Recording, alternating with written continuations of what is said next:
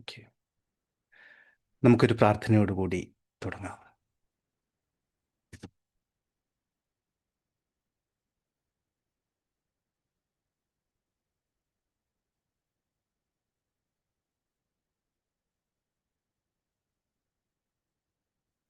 Thank you. ജന്മം നൽകി അനുഗ്രഹിച്ച മാതാപിതാക്കളെയും അറിവിൻ്റെ പാതയിലേക്ക് വിരൽ ചൂണ്ടിത്തന്ന ഗുരുനാഥന്മാരെയും അറിവ് നൽകി അനുഗ്രഹിക്കുന്ന ഈ മഹാപ്രപഞ്ചത്തെയും അതോടൊപ്പം ഇപ്പോൾ എൻ്റെ മുന്നിലിരിക്കുന്ന ഗുരുതുല്യരായ ഓരോരുത്തരുടെയും പ്രാർത്ഥനകളോടുകൂടി അനുഗ്രഹങ്ങളോടുകൂടി നമുക്ക് ഇന്നത്തെ വിഷയത്തിലേക്ക് കടക്കാം. ഇന്നത്തെ വിഷയം ഉറക്കത്തെക്കുറിച്ചാണ്. എല്ലാവർക്കും അറിയാലോ. അതായത് ഉറക്കത്തെക്കുറിച്ച് പറയുമ്പോൾ ജീവിതത്തിലെ ഏറ്റവും വലിയ ഒരു ശത്രു ആരാ? ഉറക്കമില്ലായ്മ. അതിലപ്പുറം നോക്കിയാൽ ജീവിതത്തിലെ ഏറ്റവും വലിയ ഒരു മിത്രം. നമ്മളൊക്കെ എന്താ പറയുന്നത്? എപ്പോഴും സുഖമായിട്ടൊന്ന് ഉറങ്ങണം, ശാന്തമായിട്ടൊന്ന് ഉറങ്ങണം, സമാധാനമായിട്ടൊന്ന് ഉറങ്ങണം, അല്ലേ? എൻ്റെ കടമകളൊക്കെ തീർത്തിട്ട് വേണം സുഖമായിട്ട് ഉറങ്ങാൻ, അല്ലെങ്കിൽ ചില ലക്ഷ്യങ്ങൾ കിട്ടിയിട്ട് വേണം ശാന്തമായിട്ട് ഉറങ്ങാൻ. അപ്പോൾ എല്ലാം നമ്മൾ കൊണ്ട് എത്തിക്കുന്നത് ഉറക്കത്തിലാണ്. അപ്പോൾ അങ്ങനെയാണെങ്കിൽ ഉറക്കമില്ലായ്മ ഒരു ശരാശരി വ്യക്തിയെ എത്രമാത്രം അസ്വസ്ഥതയിലേക്ക് നയിക്കും? നോക്കൂ, ഒരു കുഞ്ഞു ചോദ്യത്തിൽ നിന്ന് നമുക്ക് തുടങ്ങാം.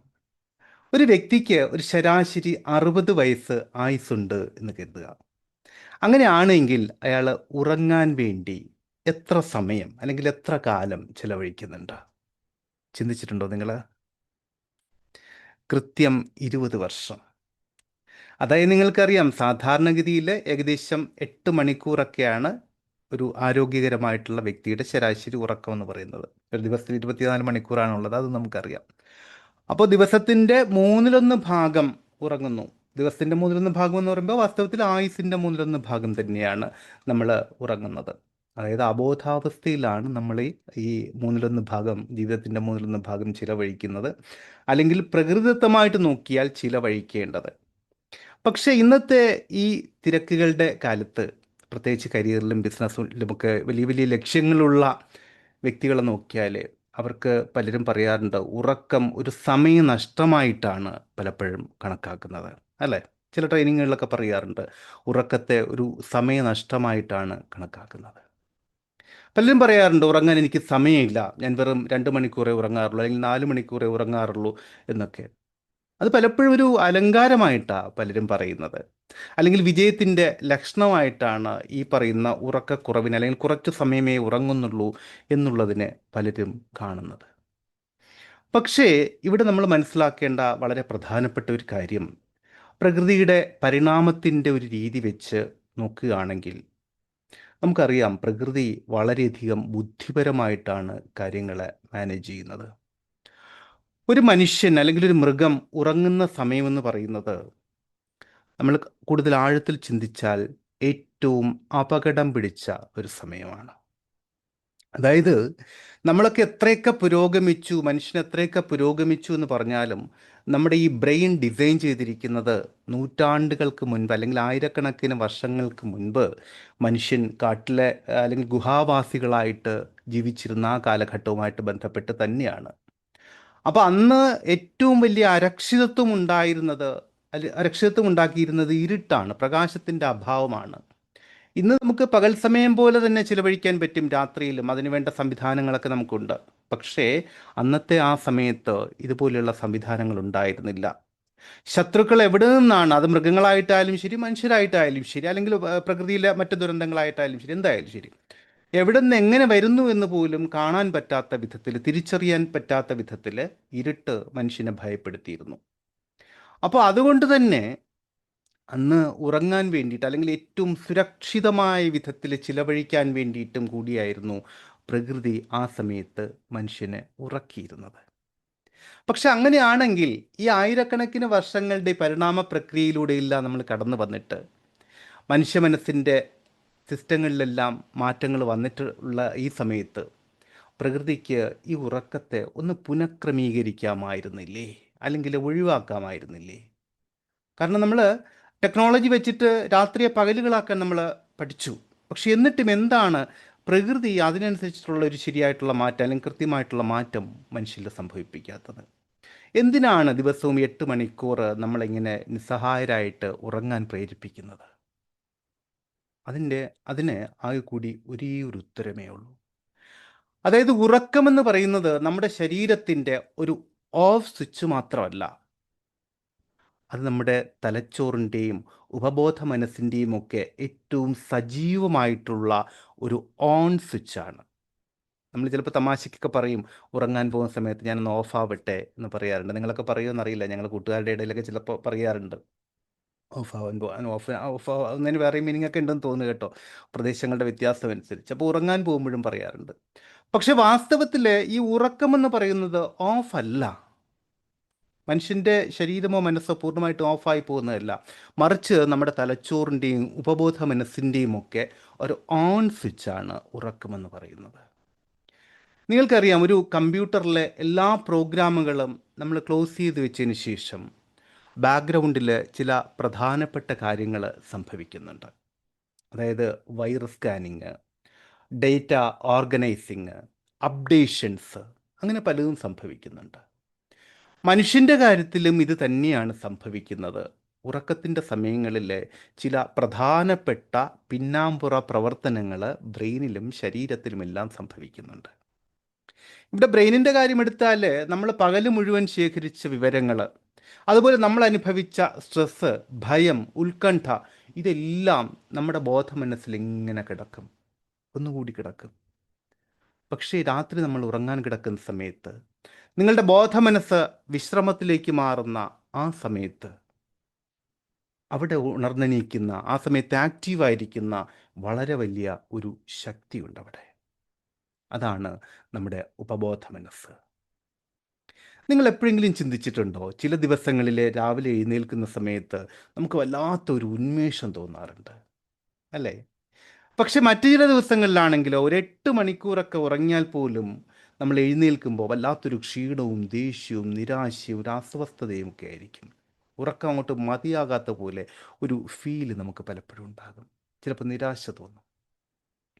വാസ്തവത്തിൽ എന്താണ് ഇത് ഇവിടെ സംഭവിക്കുന്നത്, അല്ലെങ്കിൽ എന്തുകൊണ്ടാണ് ഇങ്ങനെ സംഭവിക്കുന്നത്?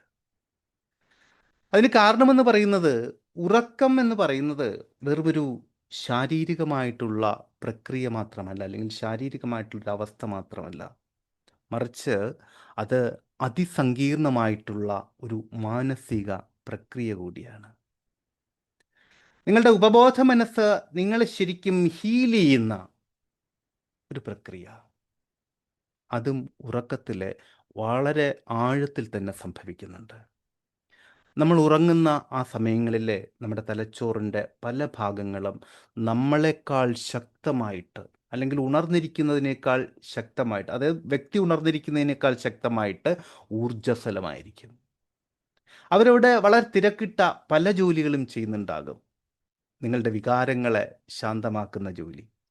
ഇന്ന് നിങ്ങളുടെ ഓഫീസിൽ വെച്ചോ അല്ലെങ്കിൽ ബിസിനസ്സിൽ വെച്ചോ ഒക്കെ നേരിട്ട വലിയൊരു പ്രതിസന്ധി, അതൊരു പക്ഷേ നിങ്ങളുടെ മനസ്സിൽ വലിയൊരു ഭയമായിട്ട് അല്ലെങ്കിൽ സ്ട്രെസ്സായിട്ട് ഒക്കെ മാറിയിട്ടുണ്ടാകാം.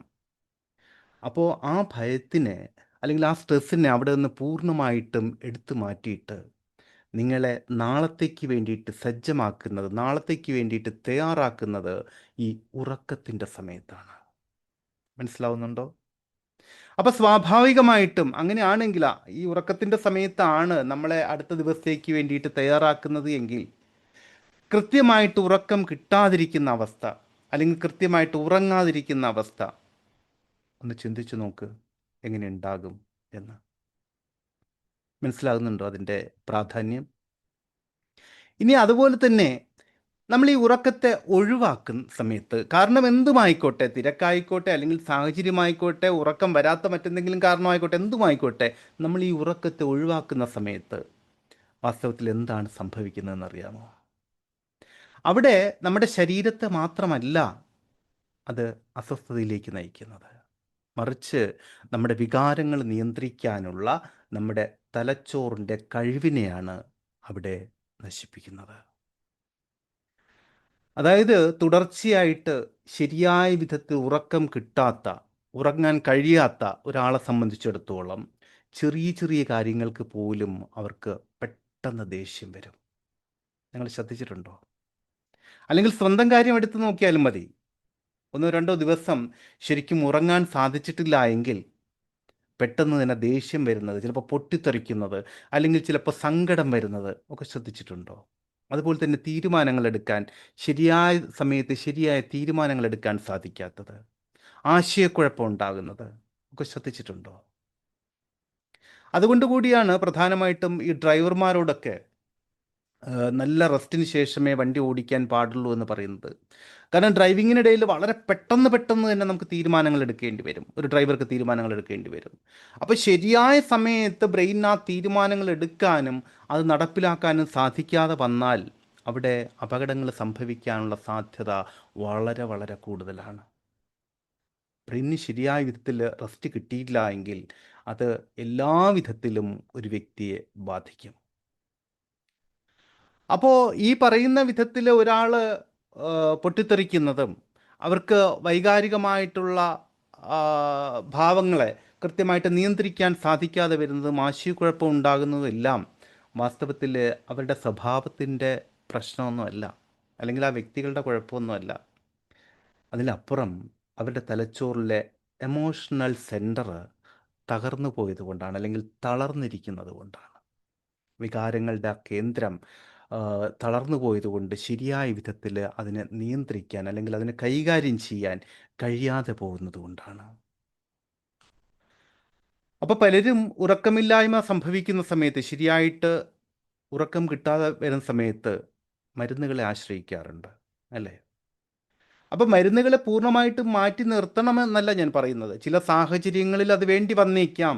പക്ഷെ എന്നാൽ പോലും പരമാവധി മരുന്നുകളില്ലാതെ തന്നെ, അല്ലെങ്കിൽ മരുന്നുകളെ മാറ്റി നിർത്തിക്കൊണ്ടോ മരുന്നുകളുടെ ഉപയോഗത്തെ കുറച്ചുകൊണ്ടോ നമുക്ക് എങ്ങനെ മെച്ചപ്പെട്ട ഉറക്കം ആ, സംഘടിപ്പിക്കാം, അല്ലെങ്കിൽ മെച്ചപ്പെട്ട ഉറക്കം ആർജിക്കാം എന്നുള്ളത് നമുക്ക് നോക്കാം. ഇവിടെ നമ്മുടെ ഉപബോധ മനസ്സിനെ ശാന്തമാക്കിയിട്ട് സ്വാഭാവികവും ഗാഠവുമായിട്ടുള്ള ഒരു ഉറക്കം എങ്ങനെയാണ് നമുക്ക് ആർജിക്കാൻ സാധിക്കുക, എങ്ങനെയാണ് നമുക്ക് സ്വന്തമാക്കാൻ സാധിക്കുക എന്നുള്ളത് നമുക്കൊന്ന് മനസ്സിലാക്കാം. വാസ്തവത്തിൽ ഈ ഉറക്കമില്ലായ്മ, അല്ലെങ്കിൽ ഇൻസോംനിയ എന്ന് പറയുന്നത് ഒരു രോഗം എന്ന് പൂർണ്ണമായിട്ടും പറയാനാവില്ല. അത് നിങ്ങളുടെ ഉപബോധ മനസ്സ് നിങ്ങൾക്ക് തരുന്ന ഒരു വലിയ മുന്നറിയിപ്പാണ്, നിങ്ങൾക്ക് തരുന്നൊരു വാർണിംഗ് ആണ്.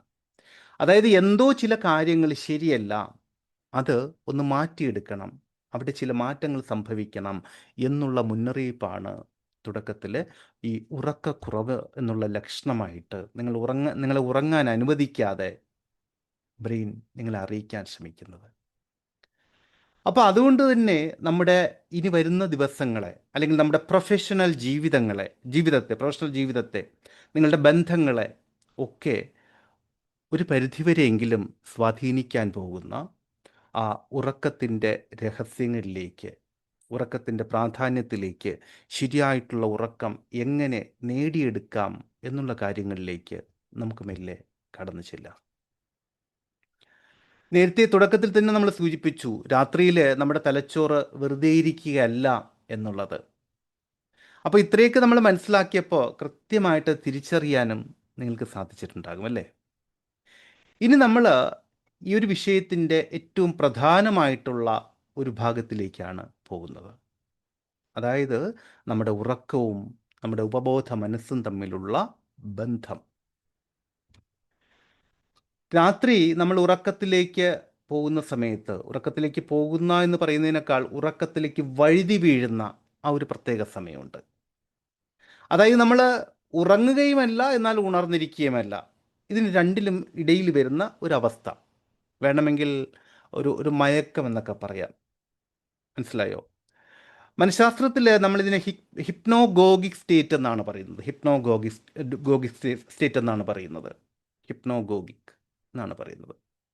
അതായത് നിങ്ങളുടെ തലച്ചോറിലെ തരംഗങ്ങൾ അതിവേഗത്തിലുള്ള ബീറ്റ സ്റ്റേറ്റിൽ നിന്ന് ഒരല്പം ഒന്ന് മാറി കുറച്ചുകൂടി ശാന്തമായിട്ടുള്ള ആൽഫ തീറ്റ സ്റ്റേറ്റുകളിലേക്ക് മാറുന്ന അവസ്ഥ.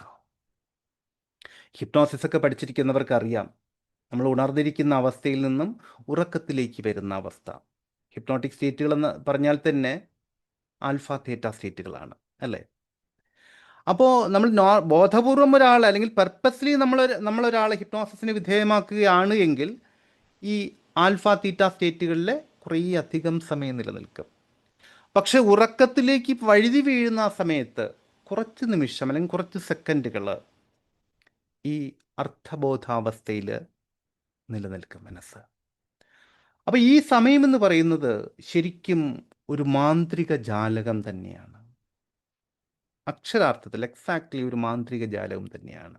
അതായത് പകൽ മുഴുവൻ നമ്മുടെ മനസ്സിലേക്ക് വരുന്ന കാര്യങ്ങളെ, പകൽ മുഴുവൻ നമ്മുടെ മനസ്സിലേക്ക് ആർജിച്ച് ഇരിക്കുന്ന കാര്യങ്ങളെ യുക്തി കൊണ്ട് നമ്മൾ പലപ്പോഴും തടഞ്ഞു നിർത്തിയിരുന്ന ആ ബോധമനസ്സിൻ്റെ ഒരു ഗേറ്റ് കീപ്പർ ഉണ്ട്, ക്രിട്ടിക്കൽ ഫാക്കൽറ്റി എന്ന് പറയുന്ന. ഈ ക്രിട്ടിക്കൽ ഫാക്കൽറ്റി ഒന്ന് വിശ്രമിക്കാൻ പോകുന്ന സമയം കൂടിയാണ് ഇത്. മനസ്സിലാവുന്നുണ്ടോ? അതായത് പകല് നമ്മൾ അടിച്ചമർത്തി വെച്ചിരുന്ന ചില മാനസിക സമ്മർദ്ദങ്ങൾ, മാനസിക സംഘർഷങ്ങൾ, ഭയം തുടങ്ങിയ വൈകാരിക ഭാവങ്ങളൊക്കെ ഉണ്ട്. ഇതാരാ ഇത് അടിച്ചമർത്തി വെച്ചിരുന്നതിനോ ഇപ്പം പാടില്ല, ഇപ്പം വേണ്ട എന്ന് പറഞ്ഞിട്ട് അടിച്ചമർത്തി വെച്ചതാരാ? ഈ പറയുന്ന ക്രിട്ടിക്കൽ ഫാക്കൽറ്റി എന്നുള്ള ഗോൾ കീപ്പർ അല്ലെങ്കിൽ ഗേറ്റ് കീപ്പർ. അപ്പോൾ ഈ ഗേറ്റ് കീപ്പർ ഇതെല്ലാം അടിച്ചമർത്തിയോടെ വെച്ചിട്ടുണ്ട്. അന്നത്തെ ഭയവും സങ്കടവും ദേഷ്യവും ഇതെല്ലാം അടിച്ചമർത്തിയോടെ വെച്ചിട്ടുണ്ട്. പക്ഷേ ഈ ഗേറ്റ് കീപ്പർ ഒന്ന് വിശ്രമിക്കാൻ പോകുന്ന ഈ സമയം വളരെ പ്രധാനപ്പെട്ടതാണ്. അതായത് ഈ സമയത്ത് നിങ്ങളുടെ ഉപബോധ മനസ്സിൻ്റെ വാതിലുകൾ പൂർണ്ണമായിട്ടും തുറക്കപ്പെട്ടിരിക്കും. ഉപാധികളില്ലാതെ തന്നെ തുറക്കപ്പെട്ടിരിക്കുന്ന ഒരു സമയം കൂടിയാണിത്. അതുകൊണ്ട് തന്നെ ഈ അവസ്ഥയിൽ ഏതൊരു നിർദ്ദേശം കൊടുത്താലും, അത് ഉള്ളിൽ നിന്നായാലും ശരി പുറത്തു നിന്നായാലും ശരി, ഏതൊരു വിധത്തിലുള്ള നിർദ്ദേശം കിട്ടിയാലും ശരി, അത് ഒരു വിധത്തിലുമുള്ള ഒരു എതിർപ്പുകളും ഇല്ലാതെ തന്നെ നിങ്ങളുടെ ഉപബോധ മനസ്സ് സ്വീകരിക്കും. മനസ്സിലായോ? വളരെ വളരെ ഫലപ്രദമായിട്ടുള്ള, അതായത് നമ്മുടെ മുന്നോട്ട് പോക്കിന് ഏറ്റവും ഉചിതമായിട്ടുള്ള ഒരു ഓട്ടോ സജഷൻ മനസ്സിലേക്ക് കൊടുക്കാൻ ഏറ്റവും മികച്ച, ഏറ്റവും ഉചിതമായിട്ടുള്ള ഒരു സമയം കൂടിയാണിത്. ഉറക്കത്തിലേക്ക് കടക്കുന്ന ആ സമയം. ഇത് ഞാൻ പറയാനൊരു കാരണമുണ്ട്. ഇത്രയും വിശദമായിട്ട് കുറച്ച് തിയറിയും കൂടി ചേർത്തിട്ട് ഇത് പറയാൻ ഒരു കാരണമുണ്ട്. അതിൻ്റെ കാരണം എന്താണെന്ന് പറഞ്ഞാൽ, നമ്മളിൽ ഭൂരിഭാഗം പേരും വളരെ പ്രധാനപ്പെട്ട അല്ലെങ്കിൽ വളരെ വിലപ്പെട്ട ഈ സമയത്ത് എന്താണ് ചെയ്യുന്നത്? രാത്രി ഉറങ്ങാൻ പോകുന്നതിന് തൊട്ട് മുൻപുള്ള സമയത്ത് നിങ്ങളൊക്കെ കുറേ അധികം പേര് അതിൽ കൃത്യമായിട്ടൊരു ബോധമുണ്ടായിട്ടുണ്ടാവും. ലോ ഓഫ് അട്രാക്ഷൻ ക്ലാസ്സുകളിലും ഹിപ്നോസിസ് ക്ലാസ്സുകളിലും ഒക്കെ വന്നിട്ട്, അല്ലേ? അല്ലെങ്കിൽ അതൊക്കെ അറിയുന്നതിന് മുൻപ് നിങ്ങൾ എന്താ ചെയ്തിരുന്നത്? ഞാൻ മ്യൂട്ട് മാറ്റിത്തരാം, ഒന്ന് പറഞ്ഞു നോക്കൂ. എന്താ ചെയ്തിരുന്നത്? നേരത്തെ എന്താ ചെയ്തിരുന്നത്? മ്യൂട്ട് മാറ്റിയിട്ടുണ്ടെന്ന് പറഞ്ഞു നോക്കൂ. ഫോണിൽ കളിക്കും, ഫോണിൽ മൊബൈൽ അല്ലേ? പിന്നെ നെഗറ്റീവ് കാര്യങ്ങളൊക്കെ മനസ്സിലാക്കി നെഗറ്റീവായിട്ടുള്ള സംഭാഷണങ്ങൾ ഉണ്ടാകും. പിന്നെ ക്രൈം ഫയൽ കാണും. ക്രൈം ഫയൽ കാണും. യെസ്, ഞാനത് പറയാൻ വരികയായിരുന്നു. ഗുഡ്. ക്രൈം ഫയൽ കാണും. പിന്നെ പിന്നെ എന്തെങ്കിലും റീൽസ് കണ്ടിട്ടും നമുക്ക് ഇഷ്ടപ്പെട്ട കാര്യങ്ങൾ കണ്ടിട്ടും റീൽസ് കണ്ടിട്ടോ അല്ലെങ്കിൽ മറ്റെന്തെങ്കിലും ഇഷ്ടപ്പെട്ട കാര്യങ്ങൾ കണ്ടിട്ടോ. അപ്പം നമുക്ക് ഇഷ്ടപ്പെട്ട കാര്യങ്ങളെന്ന് പറഞ്ഞു. ഇഷ്ടങ്ങൾ എന്തായിരിക്കാം? നേരത്തെ ക്രൈം ഫയലിൻ്റെ പറഞ്ഞു, അതും ഒരു ഇഷ്ടം തന്നെയാണ്, അല്ലേ? അല്ലെങ്കിൽ കണ്ണീർ സീരിയലുകളുണ്ട്, അതും ഒരു ഇഷ്ടം തന്നെയാണ്, അല്ലേ? അല്ലെങ്കിൽ അതുമായിട്ട് ബന്ധപ്പെട്ട കാര്യങ്ങൾ, വാർത്താ ചാനലുകൾ കാണും, അവിടെ നടക്കുന്ന കട്ടിച്ചു കീറുന്ന വിധത്തിലുള്ള ഡിബേറ്റുകൾ കാണും, ഇല്ലേ? ഇവിടെ മറ്റൊരു കാര്യം കൂടി ആലോചിക്കണം. അന്ന് പകലുള്ള മുഴുവൻ ക്ഷീണവും വെച്ചിട്ട് ഒരു അർത്ഥബോധാവസ്ഥയിൽ ഒരു പകുതി മയക്കത്തിലായിരിക്കും ടി വിയുടെയും കമ്പ്യൂട്ടറിൻ്റെയും ഫോണിൻ്റെയും ഒക്കെ മുന്നിലിരിക്കുന്നത്. അപ്പോൾ ഇവിടെ വരുന്ന ഈ ഡേറ്റകളെല്ലാം, ഈ വിവരങ്ങളെല്ലാം അതുപോലെ ബ്രെയിനിലേക്ക് കയറുകയാണ്. മനസ്സിലാവുന്നുണ്ടോ? അതുപോലെ ബ്രെയിനിലേക്ക് കയറുകയാണ്. അവിടെ ഈ പറയുന്ന ക്രിട്ടിക്കൽ ഫാക്കൽറ്റി പലപ്പോഴും അവനൊരു മയക്കത്തിൽ നിൽക്കുക, രാവിലത്തെ ആ സ്ട്രെങ്ത് ഒന്നും അന്നേരം അവനുണ്ടാവില്ല. അവനെന്താ ചെയ്യുന്നതെന്ന് പറയാം, ആരാൻ്റെ പ്രശ്നം അതേമാതിരി എടുത്തിങ്ങി കയറ്റും. നിങ്ങളൊരു സിനിമയിലെ ഒരു സംഘട്ടന സീൻ കാണുകയെന്നിരിക്കട്ടെ, തല്ലുന്ന ഒരു സീൻ കാണുകയെന്നിരിക്കട്ടെ, സ്വാഭാവികമായിട്ടും കൈയും കാലും ഒക്കെ പെരുത്ത് വരില്ലേ? ചിലപ്പോൾ ഹാർട്ട് ബീറ്റൊക്കെ ഒന്ന് കൂടില്ലേ? സിനിമയിൽ ആരെങ്കിലും അല്ലെങ്കിൽ കുറേ ചിത്രങ്ങൾ തല്ലുകൂടുന്നതിനിടയില്ലേ എന്തിനാണ് നിങ്ങളുടെ ഹാർട്ട് ബീറ്റ് കൂടുന്നത്? ശ്രദ്ധിച്ചിട്ടുണ്ടോ? കൂടേണ്ട ആവശ്യമുണ്ടോ? ഇല്ല. പക്ഷെ എന്നിട്ടും ഹാർട്ട് ബീറ്റ് കൂടുന്നു. വൈ? എന്താണ് എൻ്റെ ശരിയായിട്ടുള്ള കാരണം? അതിൻ്റെ കാരണം എന്താന്ന് പറഞ്ഞാൽ, ശരിക്കും നിങ്ങളുടെ ഹാർട്ട് ബീറ്റ് എപ്പോഴാണ് കൂടേണ്ടത്? നിങ്ങളുടെ ഹാർട്ട് ബീറ്റ് കൂടുന്നുണ്ടെങ്കിൽ എപ്പോഴാണ് കൂടേണ്ടത്? ടെൻഷനും പേടി അങ്ങനത്തെ നെഗറ്റീവ് കാര്യം ടെൻഷനും പേടിയൊക്കെ ഉണ്ടാവും. അതായത് ശരിക്കും നിങ്ങളൊരു തല്ലിൻ്റെ ഇടയിൽ പോയി പെട്ടിട്ടുണ്ടെങ്കിൽ അത് കൂടണം. ശരിയല്ലേ? ഓടി രക്ഷപ്പെടാനോ തല്ലി തകർക്കാനോ ഒക്കെ ആയിട്ട് ഫൈറ്റ് ഓർ ഫ്ലൈറ്റ്, അതൊക്കെ പിന്നെ മറ്റൊരു സമയത്ത് പറയാൻ, ഇവിടെ അത് പറയുന്നില്ല. ഒന്നുകിൽ ഓടി രക്ഷപ്പെടാനോ അല്ലെങ്കിൽ തല്ലാൻ വേണ്ടിയിട്ടോ അല്ലെങ്കിൽ തല്ലുന്നവനെ പ്രോത്സാഹിപ്പിക്കാൻ വേണ്ടിയിട്ടോ ഒക്കെ അവിടെ നമ്മുടെ ഹാർട്ട് ബീറ്റ് കൂടണം, ചോര തിളയ്ക്കണം. ശരിയാണ്. പക്ഷെ കേവലം ഒരു സിനിമ കാണുന്നതിനിടയിൽ നിങ്ങളുടെ ഹാർട്ട് ബീറ്റ് കൂടുന്നുണ്ട് എങ്കിൽ, ചോര തിളയ്ക്കുന്നുണ്ട് എങ്കിൽ എന്താണ് അതിൻ്റെ അർത്ഥം? അതിൻ്റെ അർത്ഥം വളരെ സിമ്പിളാണ്. ഈ പറയുന്ന നിങ്ങളുടെ ഉപബോധ മനസ്സിന് അറിയില്ല അത് സിനിമയാണ് എന്നും ഞാൻ അതിൻ്റെ ഭാഗമല്ല എന്നും ഉപബോധ മനസ്സിന് അറിയില്ല. അവരെന്താ കരുതുന്നത്? ഞാനും ഇതിൽ പെട്ടിട്ടുണ്ട് എന്നുള്ളതാണ്. വിഷ്വൽ ഇഫക്റ്റുകളും സൗണ്ട് ഇഫക്റ്റുകളും ഒക്കെ ഇതിന് മാറ്റുകൂട്ടും. അപ്പോൾ സ്വാഭാവികമായിട്ടും എന്താ സംഭവിക്കുക? കോർട്ടിസോൾ, അഡ്രിനാലിൻ തുടങ്ങിയ ഹോർമോണുകൾ അങ്ങോട്ട് പമ്പ് ചെയ്യും. കോർട്ടിസോളും അഡ്രിനാലും ഒക്കെ എന്താ? സ്ട്രെസ് ഹോർമോണുകളാണ്. ഈ സ്ട്രെസ് ഹോർമോണുകൾ പമ്പ് ചെയ്ത് പെട്ടാൽ, ഈ സ്ട്രെസ് ഹോർമോണുകളൊക്കെ നമുക്ക് വേണ്ടത് തന്നെയാണ് കേട്ടോ, ഒന്നും ഒഴിവാക്കേണ്ടതല്ല. പക്ഷെ എവിടെയാണത് വേണ്ടത്? അറിയാമോ? ആർക്കെങ്കിലും ഒന്ന് പറയാമോ? എവിടെയാണത് വേണ്ടത്? കോർട്ടിസോളും അഡ്രിനാലിനും ഒക്കെ എവിടെയാണ് വേണ്ടതെന്ന് അറിയാമോ? നമുക്ക് എന്തെങ്കിലും ഒരു അപകടം വരുന്ന സമയത്ത് നമുക്കൊരു അപകടം വരുന്ന സമയത്ത്, ഒരു ഉദാഹരണത്തിന് നിങ്ങളൊരു നായ കടിക്കാൻ വരികയാണെങ്കിൽ, നായ കുരച്ചിട്ട് നിങ്ങളുടെ പിന്നാലെ വരുന്ന സമയത്ത് നിങ്ങൾ ഒന്നുകിൽ നായെ കല്ലെടുത്തെറിയണം, അല്ലേ, അല്ലെങ്കിൽ ഒരു വടിയെടുത്ത് അടിക്കണം. അതൊന്നും പറ്റിയില്ലെങ്കിൽ ഓടി രക്ഷപ്പെടണം. ഇവിടെ നമ്മുടെ ശരീരവും മനസ്സും ഒക്കെ ആക്റ്റീവ് ആയേ പറ്റൂ. അങ്ങനെ ആക്റ്റീവ് ആക്കാൻ വേണ്ടിയിട്ടാണ് നിങ്ങളെ ചോര തിളപ്പിക്കുന്ന അഡ്രിനാലിനും കോർട്ടിസോളും ഒക്കെ ഇടിച്ച് പമ്പ് ചെയ്ത് കയറുന്നത്. ഇതിൻ്റെ കെട്ടിറങ്ങി പോകണമെങ്കിൽ, എൻ്റെ ഭാഷ മനസ്സിലാവുന്നുണ്ടല്ലോ, ഈ അഡ്രിനാലിനും കോർട്ടിസോളും ഒക്കെ ന്യൂട്രൽ ആകണമെങ്കിൽ ഒന്നുകിൽ നിങ്ങൾ ഈ നായയോട് യുദ്ധം ചെയ്യണം. അതായത് നിങ്ങളുടെ ശരീരം നന്നായിട്ട് അനങ്ങണം, അതിന് കല്ലെടുത്ത് എറിയുകയോ അതുമായിട്ടൊരു ഫൈറ്റ് ചെയ്യുകയോ ഒക്കെ വേണം. അതല്ലെങ്കിൽ നിങ്ങൾ ഓടണം. ഓടിയാലും മതി. ഓടി നിങ്ങൾ സേഫായിട്ടുള്ള സ്ഥലത്ത് എത്തുന്ന സമയത്ത് ഇങ്ങനെ അണയ്ക്കാൻ തുടങ്ങും.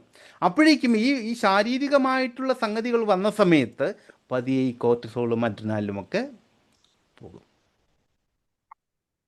പക്ഷെ ഒന്ന് ആലോചിച്ച് നോക്ക്, രാത്രി ഈ സീരിയലും അല്ലെങ്കിൽ ഫൈറ്റും ക്രൈം ഫൈലും ഒക്കെ കാണുന്ന സമയത്തും ഇതേ സാധനങ്ങൾ ഇടിച്ചു കയറും. കോർട്ടിസോളും അഡ്രിനാലിനും എല്ലാം ഇടിച്ചു കയറും. പക്ഷെ ഇത് തിരികെ ഇതിൻ്റെ കെട്ടിറങ്ങിപ്പോകാൻ നിങ്ങൾ ഫൈറ്റ് ചെയ്യുന്നുമില്ല, പിന്നെയോ ഓടി രക്ഷപ്പെടുന്നുമില്ല. ഇത് രണ്ടും ചെയ്യുന്നില്ല. ഇതോടുകൂടി ഈ കോർട്ടിസോളും അഡ്രിനാലിനും ഒക്കെ വെച്ചുകൊണ്ടാണ് നിങ്ങൾ പോയി കിടക്കുന്നത് ഉറങ്ങാൻ. അങ്ങനെ ഉറങ്ങാൻ കിടക്കുമ്പോൾ ഒരു വലിയ പ്രശ്നം അവിടെയുണ്ട്. ഒന്ന്, നിങ്ങളുടെ സ്ട്രെസ്സ് ഓൾറെഡി രൂപം കൊണ്ടു കഴിഞ്ഞു. ഈ സ്ട്രെസ്സ് രൂപം കൊണ്ടതുകൊണ്ട് തന്നെ അവിടെ വലിയൊരു പ്രശ്നമുണ്ട്. നിങ്ങളൊന്ന് ആലോചിച്ച് നോക്കുക, നിങ്ങളുടെ ലൈഫിൽ നാളെ വലിയൊരു പ്രോബ്ലം ഉണ്ടെന്നിരിക്കട്ടെ, എന്തും ആയിക്കോട്ടെ. പ്രോബ്ലം എന്ന് പറഞ്ഞാൽ നല്ലതോ അല്ലാത്തതോ ആയിക്കോട്ടെ. ഒരു ഇൻ്റർവ്യൂ ഉണ്ട് ചിലപ്പോൾ, അതല്ലെങ്കിൽ വേറൊരു വലിയ കാര്യം നമുക്ക് ചെയ്യാനുണ്ട്, വലിയൊരു നമ്മുടെ ലൈഫിൽ ഒരു ടേണിംഗ് പോയിൻ്റ്, ഒരു സംഭവം ചെയ്യാനുണ്ട്, അല്ലെങ്കിൽ വേറൊരു പ്രശ്നം പരിഹരിക്കാനുണ്ട്. അന്ന് രാത്രി നിങ്ങൾക്ക് കിടന്നാൽ സാധാരണ ഉറക്കം വരാറുണ്ടോ? ഇല്ല. എന്താ കാരണം എന്നറിയാമോ? ഇതേ കാരണം തന്നെയാണ്. നാളത്തെ ആ പ്രശ്നം പരിഹരിക്കാൻ വേണ്ടി ഇന്നേ ഈ ചങ്ങാതി കോർട്ടിസോൾ ഇടിച്ചു കയറ്റി. അതേ സാധനം തന്നെയാണ്. ഇതാ നിങ്ങൾ ഉറക്കാത്തത്. കാരണം ഇവൻ ചോദിക്കും, ഇത്ര വലിയ പ്രശ്നം നടക്കാൻ പോകുന്നിടത്ത് നീ കിടന്ന് ഉറങ്ങുകയാണോ എന്ന് ചോദിച്ചിട്ട് ഇവൻ വിളിച്ചുണർത്തിയിരുത്തും. ഇതാ സംഭവിക്കുന്നത്. ഇതേ കാര്യം തന്നെയാണ് നിങ്ങൾ ക്രൈം ഫയൽ കാണുന്ന സമയത്തും തല്ല് സീരിയൽ കാണുന്ന സമയത്തും സങ്കട സീരിയൽ കാണുന്ന സമയത്തും ഒക്കെ ഉണ്ടാകുന്നത്. ക്ലിയർ ആവോ? കാരണം ഇവനറിയില്ല യാഥാർത്ഥ്യം ഏത് അല്ലാത്തത് ഏത് എന്നുള്ളത്. നമ്മൾ സീരിയലാണ് അല്ലെങ്കിൽ സിനിമയാണ്, റീലാണ് കാണുന്നെങ്കിൽ പോലും അത് ഒരാളുടെ ഭാവനയിൽ വിടർന്ന കേവലം ഒരു കഥയാണെന്നോ, അത് കുറച്ച് അഭിനേതാക്കളുടെ സൃഷ്ടിയാണെന്നോ, ഇത് 6 ഇഞ്ച് നീളമുള്ള നമ്മുടെ മൊബൈൽ സ്ക്രീനിലാണ് കാണുന്നതെന്നോ, അല്ലെങ്കിൽ 36 42 ഇഞ്ചുള്ള നമ്മുടെ TV സ്ക്രീനിലാണ് കാണുന്നതെന്നോ ഒന്നും ഇവനറിയില്ല. ഇവൻ പരമാവധി അതുമായിട്ട് പ്രതികരിക്കും. അതിനനുസരിച്ച് നിങ്ങളുടെ ശരീരത്തിനെയും മനസ്സിനെയും ഒക്കെ മാറ്റും. ഇത് ഉറക്കത്തിൻ്റെ താളം തെറ്റിക്കും. ഒന്ന്. ഇനിയുമുണ്ട്, കഴിഞ്ഞില്ല. ഇനിയും വളരെ പ്രധാനപ്പെട്ട കാര്യങ്ങളുണ്ട്. അതിലേക്ക് നമുക്ക് പോകാം. അതുപോലെ തന്നെ നമ്മൾ നാളത്തെ ടെൻഷനുകളെക്കുറിച്ച് ചിലപ്പോൾ ചിന്തിക്കും, അല്ലേ? അതുപോലെ തന്നെ പകൽ നടന്ന മോശം കാര്യങ്ങളെക്കുറിച്ച് ഓർത്ത് ചിലപ്പോൾ വിഷമിക്കും. നേരത്തെ പറഞ്ഞതുപോലെ നെഗറ്റീവായിട്ടുള്ള വാർത്തകളോ വീഡിയോകളോ ഒക്കെ കണ്ട് നമ്മൾ മെല്ലെ ഉറക്കത്തിലേക്ക് പോകും. ഇവിടെ സംഭവിക്കുന്ന മറ്റൊരു കാര്യമുണ്ട്. നമ്മൾ അറിയാതെ തന്നെ നമ്മുടെ മനസ്സിനെ ഭയവും ഉത്കണ്ഠയും ഒക്കെ വെച്ചിട്ട് പ്രോഗ്രാം ചെയ്യുകയാണ് ഈ സമയത്ത് നടക്കുന്നത്. നേരത്തെ പറഞ്ഞില്ലേ, ഉറക്കത്തിലേക്ക് പോകുന്ന സമയത്ത് കിട്ടുന്ന നിർദ്ദേശങ്ങൾ ഉപബോധ മനസ്സ് അതുപോലെ ഏറ്റെടുക്കുമെന്ന് പറഞ്ഞില്ലേ? അവിടെ നമ്മൾ നല്ല നിർദ്ദേശങ്ങളാണ് കൊടുക്കുന്നതെങ്കിൽ, സന്തോഷത്തിൻ്റെയും സമാധാനത്തിൻ്റെയും ക്രിയേറ്റിവിറ്റിയുടെയും ഒക്കെ നല്ല നിർദ്ദേശങ്ങളാണ് നമ്മളവിടെ കൊടുക്കുന്നതെങ്കിൽ അതിനനുസരിച്ചുള്ള മാറ്റം സംഭവിക്കും. അതല്ല, നേരത്തെ പറഞ്ഞതുപോലെ ഭയത്തിൻ്റെയും ആശങ്കയുടെയും ഉത്കണ്ഠയുടെയും ഒക്കെ മെസ്സേജസ് ആണ് കൊടുക്കുന്നതെങ്കിൽ, ഡേറ്റകളാണ് കൊടുക്കുന്നതെങ്കിൽ അതിനനുസരിച്ചിട്ടായിരിക്കും അവിടെ ബ്രെയിനിലെ പ്രോഗ്രാമിംഗ് നടക്കുന്നത്. മനസ്സിലായോ? ഇത് വളരെ പ്രധാനപ്പെട്ട ഒരു കാര്യമാണ്. അപ്പോൾ അതുകൊണ്ടാണ് പലപ്പോഴും നമ്മൾ രാവിലെ എഴുന്നേൽക്കുന്ന സമയത്ത് വല്ലാത്ത ക്ഷീണവും സ്ട്രെസ്സും ഒക്കെ അനുഭവിക്കുന്നത്. കാര്യം എന്താ? രാത്രി മുഴുവൻ ഇവൻ ഇതിൻ്റെ പിന്നാലെ പരക്കം പായ. ആ പ്രശ്നം പരിഹരിക്കാൻ, അല്ലെങ്കിൽ ആ തല്ലിൻ്റെ ബാക്കി നോക്കാൻ വേണ്ടിയിട്ട് ഇവൻ രാത്രി മുഴുവൻ പരക്കം പായ. ഒന്ന്. രണ്ട്, തലേന്ന് രാത്രി ഇടിച്ച് കയറ്റിയ സ്ട്രെസ് ഹോർമോൺസ് അവിടെ ഉണ്ട്. കോർട്ടിസോളും അഡ്രിനാലിനും ഒക്കെ അവിടെ കിടക്കുന്നുണ്ട്, പോയിട്ടില്ല. അപ്പോൾ സ്വാഭാവികമായിട്ടും സ്ട്രെസ് ഉണ്ടാകും. ഇനി ഇത് പോകണമെങ്കിൽ നിങ്ങൾക്കൊരു കാര്യം ചെയ്യാം. എന്താ ചെയ്യേണ്ടതെന്ന് അറിയാമോ? ഒന്ന് പറഞ്ഞു നോക്കൂ, നോക്കട്ടെ. മെഡിറ്റേഷൻ ചെയ്താൽ മതി സാറേ. എനിക്ക് ഏതാ? മെഡിറ്റേഷൻ മതിയോ? മെഡിറ്റേഷനേക്കാൾ ഇഫക്റ്റീവ് ആയിട്ടുള്ളതുണ്ട്. നല്ലൊരു പാട്ട് എനിക്ക് കേട്ടോ. പാട്ട് കേൾക്കാം. Hypnosis. പാട്ട് കേൾക്കുന്ന ഹിപ്നോസിസ് ഒക്കെ ഉണ്ട്. പാട്ട് കേൾക്കുന്നൊക്കെ പെയിന്റ് അടിക്കുന്ന മാതിരിയേ ഉള്ളൂ. ഞാന് വ്യായാമം ചെയ്യുക. ആ, വ്യായാമം ചെയ്യുക, വ്യായാമം ചെയ്യുക. കാരണം നേരത്തെ പറഞ്ഞില്ലേ, ഈ നായ കടിക്കാൻ വരുമ്പോൾ ഒന്നുകിൽ നമ്മൾ നായ കല്ലെടുത്തെറിയുക, അതിനോട് തല്ലുകൂടുകയോ ചെയ്താൽ ഇത് പോകും. എന്തായാലും നമ്മുടെ ശരീരം അനങ്ങണം. അതിൽ നിങ്ങൾ കാര്യം, ഹിമോഗ്ലോബിൻ കുറവുണ്ട്, അത് കറക്റ്റ് ചെയ്യണം, ഷുഗർ കൺട്രോൾ ചെയ്യണം. ആ, അപ്പോ ഇതിനെല്ലാം കാരണം ഇത് ഇങ്ങനെയുണ്ട്. ഈ പറയുന്ന ഷുഗർ ലെവലിനും ഹീമോഗ്ലോബിൻ ലെവലിനും ഒക്കെ കാരണം ഇതൊക്കെ വരാൻ സാധ്യതയുണ്ട്. മനസ്സിലാവുന്നുണ്ടോ? ഞാനിങ്ങനെ ഓവർ ഇത് വരുമ്പോ പ്രഷർ വരുന്ന സമയത്ത് ഞാൻ പോയി കുളിക്കുക ചെയ്യാം ഷവറിന്റെ ചോട്ടില്. അപ്പൊ മാത്രമേ കുളിക്കാറുള്ളോ? അല്ല അല്ല, അപ്പൊ ഭയങ്കര ഒരു ഹെഡേക്ക് പോലെ തോന്നും. ഭയങ്കര ഒരു ഹെഡേക്ക് തോന്നും എനിക്ക് എന്തെങ്കിലും ഓവർ ടെൻഷൻ വന്നാല്. ശരി, അതിന്റെ കാരണം അപ്പൊ ഇതാണ്, ഈ കോർട്ടിസോളും അഡ്രിനാലും ഒക്കെ ഇടിച്ച് കയറ്റുന്നതുകൊണ്ടാണ്. അപ്പൊ എനിക്ക് തലയിൽ കുറെ വെള്ളം ഇങ്ങനെ ഇതായാല് കുറച്ചൊരു സമാധാനം കിട്ടും. ശരി. ഈ IT കമ്പനികളിലൊക്കെ നിങ്ങൾക്ക് ജോലി ചെയ്യുന്നവർക്കും ചിലപ്പോൾ അല്ലാത്തവർക്കും അറിയായിരിക്കും, ഫിംഗർ ബോൾസ് എന്നൊക്കെ പറഞ്ഞിട്ടുള്ള സാധനങ്ങൾ ഉപയോഗിക്കാറുണ്ട്. അറിയോ? സ്ട്രെസ് വരുന്ന സമയത്ത് കൈയും കാലിനൊക്കെ ഒരു എക്സസൈസ് കിട്ടാൻ വേണ്ടിയിട്ട്. ഇതാണ്, അതായത് നമ്മൾ മാന്തുകയും പൊളിക്കുകയും ഒക്കെ ചെയ്യുന്ന അതേ ഇഫക്റ്റ് തന്നെയാണ് ഈ ഫിംഗർ ബോൾസിൽ കിട്ടുന്നത്. ക്ലിയർ ആവുന്നുണ്ടോ? അപ്പോൾ വ്യായാമം ഒരു വളരെ പ്രധാനപ്പെട്ട കാര്യമാണിതിന്, സ്ട്രെസ് കുറയ്ക്കാൻ വേണ്ടിയിട്ട്. അപ്പോൾ ഇനി ഇങ്ങനെയൊക്കെയാണ് എങ്കിൽ, നിങ്ങൾ രാത്രി ഉറങ്ങാൻ പോകുന്നതിന് മുമ്പ് ഈ പറഞ്ഞ കാര്യങ്ങളൊക്കെയാണ് ചെയ്യുന്നത് എങ്കിൽ, ചെയ്തുകൊണ്ടിരിക്കുന്നതെങ്കിൽ ഈ രീതിയിൽ മാറ്റങ്ങൾ വരുത്തണം. ഉറങ്ങാൻ പോകുന്നതിന് മുമ്പുള്ള ഏറ്റവും ചുരുങ്ങിയത് ആ ഒരു 5 മിനിറ്റ് നമ്മൾ ബോധപൂർവ്വം ഉപയോഗിക്കണം. കൂടുതലൊന്നും ഞാൻ പറയുന്നില്ല, കാരണം കൂടുതൽ പറഞ്ഞിട്ട് കാര്യമില്ല എന്നറിയാം. ഏറ്റവും കുറഞ്ഞത് 5 മിനിറ്റ് നമ്മൾ ബോധപൂർവ്വം തന്നെ ഉപയോഗിക്കണം. അവിടെ പോസിറ്റീവായിട്ടുള്ള നിർദ്ദേശങ്ങൾ മനസ്സിന് കൊടുക്കണം. എൻ്റെ മനസ്സ് വളരെയധികം ശാന്തമായിക്കൊണ്ടിരിക്കുന്നു, എൻ്റെ ശരീരം പൂർണ്ണമായും വിശ്രമത്തിലേക്ക് നീങ്ങുന്നു, വളരെയധികം സന്തോഷവും സമാധാനവും ഞാൻ അനുഭവിക്കുന്നു. ഇത് മനസ്സിൽ ആവർത്തിച്ച് സാവധാനം പറയണം. വെറുതെ പറഞ്ഞാൽ പോരാ, വെറുതെ ഇങ്ങനെ ഉറക്കം തൂങ്ങി ഇങ്ങനെ പറഞ്ഞാൽ പോരാ. പിന്നെയോ കഴിയുന്നിടത്തോളം ഒരു ഫീലോട് കൂടി പറയണം. ആ വൈകാരിക ഭാവം കൂടി ചേർത്ത് കൊണ്ട് പറയണം. അവിടെ അസാധാരണമായിട്ടുള്ള മാറ്റം സംഭവിക്കും, അത്ഭുതകരമായിട്ടുള്ള മാറ്റം സംഭവിക്കും. നേരത്തെ പറഞ്ഞില്ലേ, നമ്മൾ സീരിയൽ കാണുമ്പോഴും ക്രൈം സ്റ്റോറി കാണുമ്പോഴുമൊക്കെ മനസ്സ് അതിനെ സത്യമാണ് എന്ന് വിശ്വസിച്ചിട്ട് കോർട്ടിസോളും അഡ്രിനാലിനും ഒക്കെ ഇടിച്ച് കയറ്റുമെന്ന് പറഞ്ഞില്ലേ? അതുപോലെ തന്നെ എൻ്റെ മനസ്സ് സന്തോഷത്തിലാണ്, ഞാൻ വളരെ സന്തോഷത്തിലാണ്, സമാധാനത്തിലാണ് എന്ന ഫീലോടുകൂടി പറയുമ്പോൾ ഇവൻ അതും വിശ്വസിക്കും. അത് വിശ്വസിച്ച് കഴിഞ്ഞാൽ എന്താ സംഭവിക്കുക? നേരത്തെ കോർട്ടിസോളും അഡ്രിനാലുമാണ് അവൻ പുറത്തേക്ക് വിട്ടത് എങ്കിൽ ഇവിടെ ഡോപ്പമൈനും സെറാട്ടോൺ, അതായത് ഹാപ്പി ഹോർമോൺസ് പുറത്തേക്ക് വിടാൻ തുടങ്ങും. നല്ല സന്തോഷമായിട്ട്, സുഖമായിട്ട്, സമാധാനത്തോടു കൂടി ശാന്തമായിട്ട് ഉറങ്ങാൻ പറ്റും. രാവിലെ ഉണരുമ്പോൾ എന്തിനാണ് എന്ന് പോലും അറിയാത്ത ഒരു സന്തോഷവും സമാധാനവും നിങ്ങളിൽ ഉണ്ടാകും. കാരണം എന്താ? അവിടെ കിടക്കുന്നത് ഹാപ്പി ഹോർമോൺസ് ആണ്, സന്തോഷമുള്ള ഹോർമോണാണ്. മനസ്സിലായോ? നമ്മുടെ ഈ ബ്രെയിനിൻ്റെ സാധ്യതകളെ അല്ലെങ്കിൽ പരിമിതികളെ ഞാൻ ഉദ്ദേശിച്ചത് എന്താണെന്നറിയാമോ? അവന് സത്യവും മിഥ്യയും തിരിച്ചറിയാൻ പലപ്പോഴും കഴിയുന്നില്ല. അതാണ് പരിമിതികളെന്ന് പറഞ്ഞത്. അപ്പോൾ ഇതിനെ വളരെ കൃത്യമായിട്ട് ഉപയോഗിക്കാൻ സാധിച്ചാൽ അസാധാരണമായിട്ടുള്ള മാറ്റമുണ്ടാകും. അപ്പം നമ്മൾ ഉറങ്ങാൻ കിടക്കുന്നതിന് മുമ്പ് നമ്മൾ കൊടുക്കുന്ന ഈ നിർദ്ദേശങ്ങൾ രാത്രി മുഴുവൻ നമ്മുടെ ഉള്ളിൽ പ്രവർത്തിച്ചു കൊണ്ടേയിരിക്കും. രാത്രി മുഴുവൻ പ്രവർത്തിച്ചു കൊണ്ടേയിരിക്കും. നിങ്ങളൊന്ന് ആലോചിച്ച് നോക്ക്. പലപ്പോഴും രാത്രി ഒരു കാര്യത്തെക്കുറിച്ച് ചിന്തിച്ചുകൊണ്ടാണ് നിങ്ങൾ കിടക്കുന്നത് എങ്കിൽ രാവിലെ ഉണരുന്ന സമയത്തും നിങ്ങളുടെ മനസ്സിൽ ആദ്യം വരുന്നത് ആ കാര്യമായിരിക്കും, അല്ലേ? ഒരു കുഞ്ഞു ഉദാഹരണം ഞാൻ പറഞ്ഞുതരാം. കുഞ്ഞു കുട്ടികളെയൊക്കെ ഉറക്കാൻ കിടത്തുന്ന സമയത്ത് അവരുടെ കയ്യിലൊരു കളിപ്പാട്ടം ഉണ്ടെന്നിരിക്കട്ടെ. അവർ കളിപ്പാട്ടം എടുത്ത് ഇങ്ങനെ കളിച്ച് ഇരിക്കുന്ന സമയത്തായിരിക്കും നമ്മളവർ ഉറക്കാൻ കിടത്തുന്നത്. ഉറക്കത്തിൽ അവർ ഉറങ്ങാൻ പോകുന്ന സമയത്ത് ഈ കളിപ്പാട്ടമൊക്കെ വെച്ച് കളിച്ചുകൊണ്ട് ആയിരിക്കും ഉറക്കത്തിലേക്ക് പോകുന്നത്. അപ്പോൾ അവർ ഉറക്കത്തിലേക്ക് പോയി കഴിഞ്ഞാൽ നമ്മൾ ചിലപ്പോൾ ഈ കളിപ്പാട്ടം എടുത്ത് മാറ്റിയിട്ട് സുഖമായിട്ട് പില്ലോയൊക്കെ വെച്ചിട്ട് സെറ്റ് ചെയ്തു.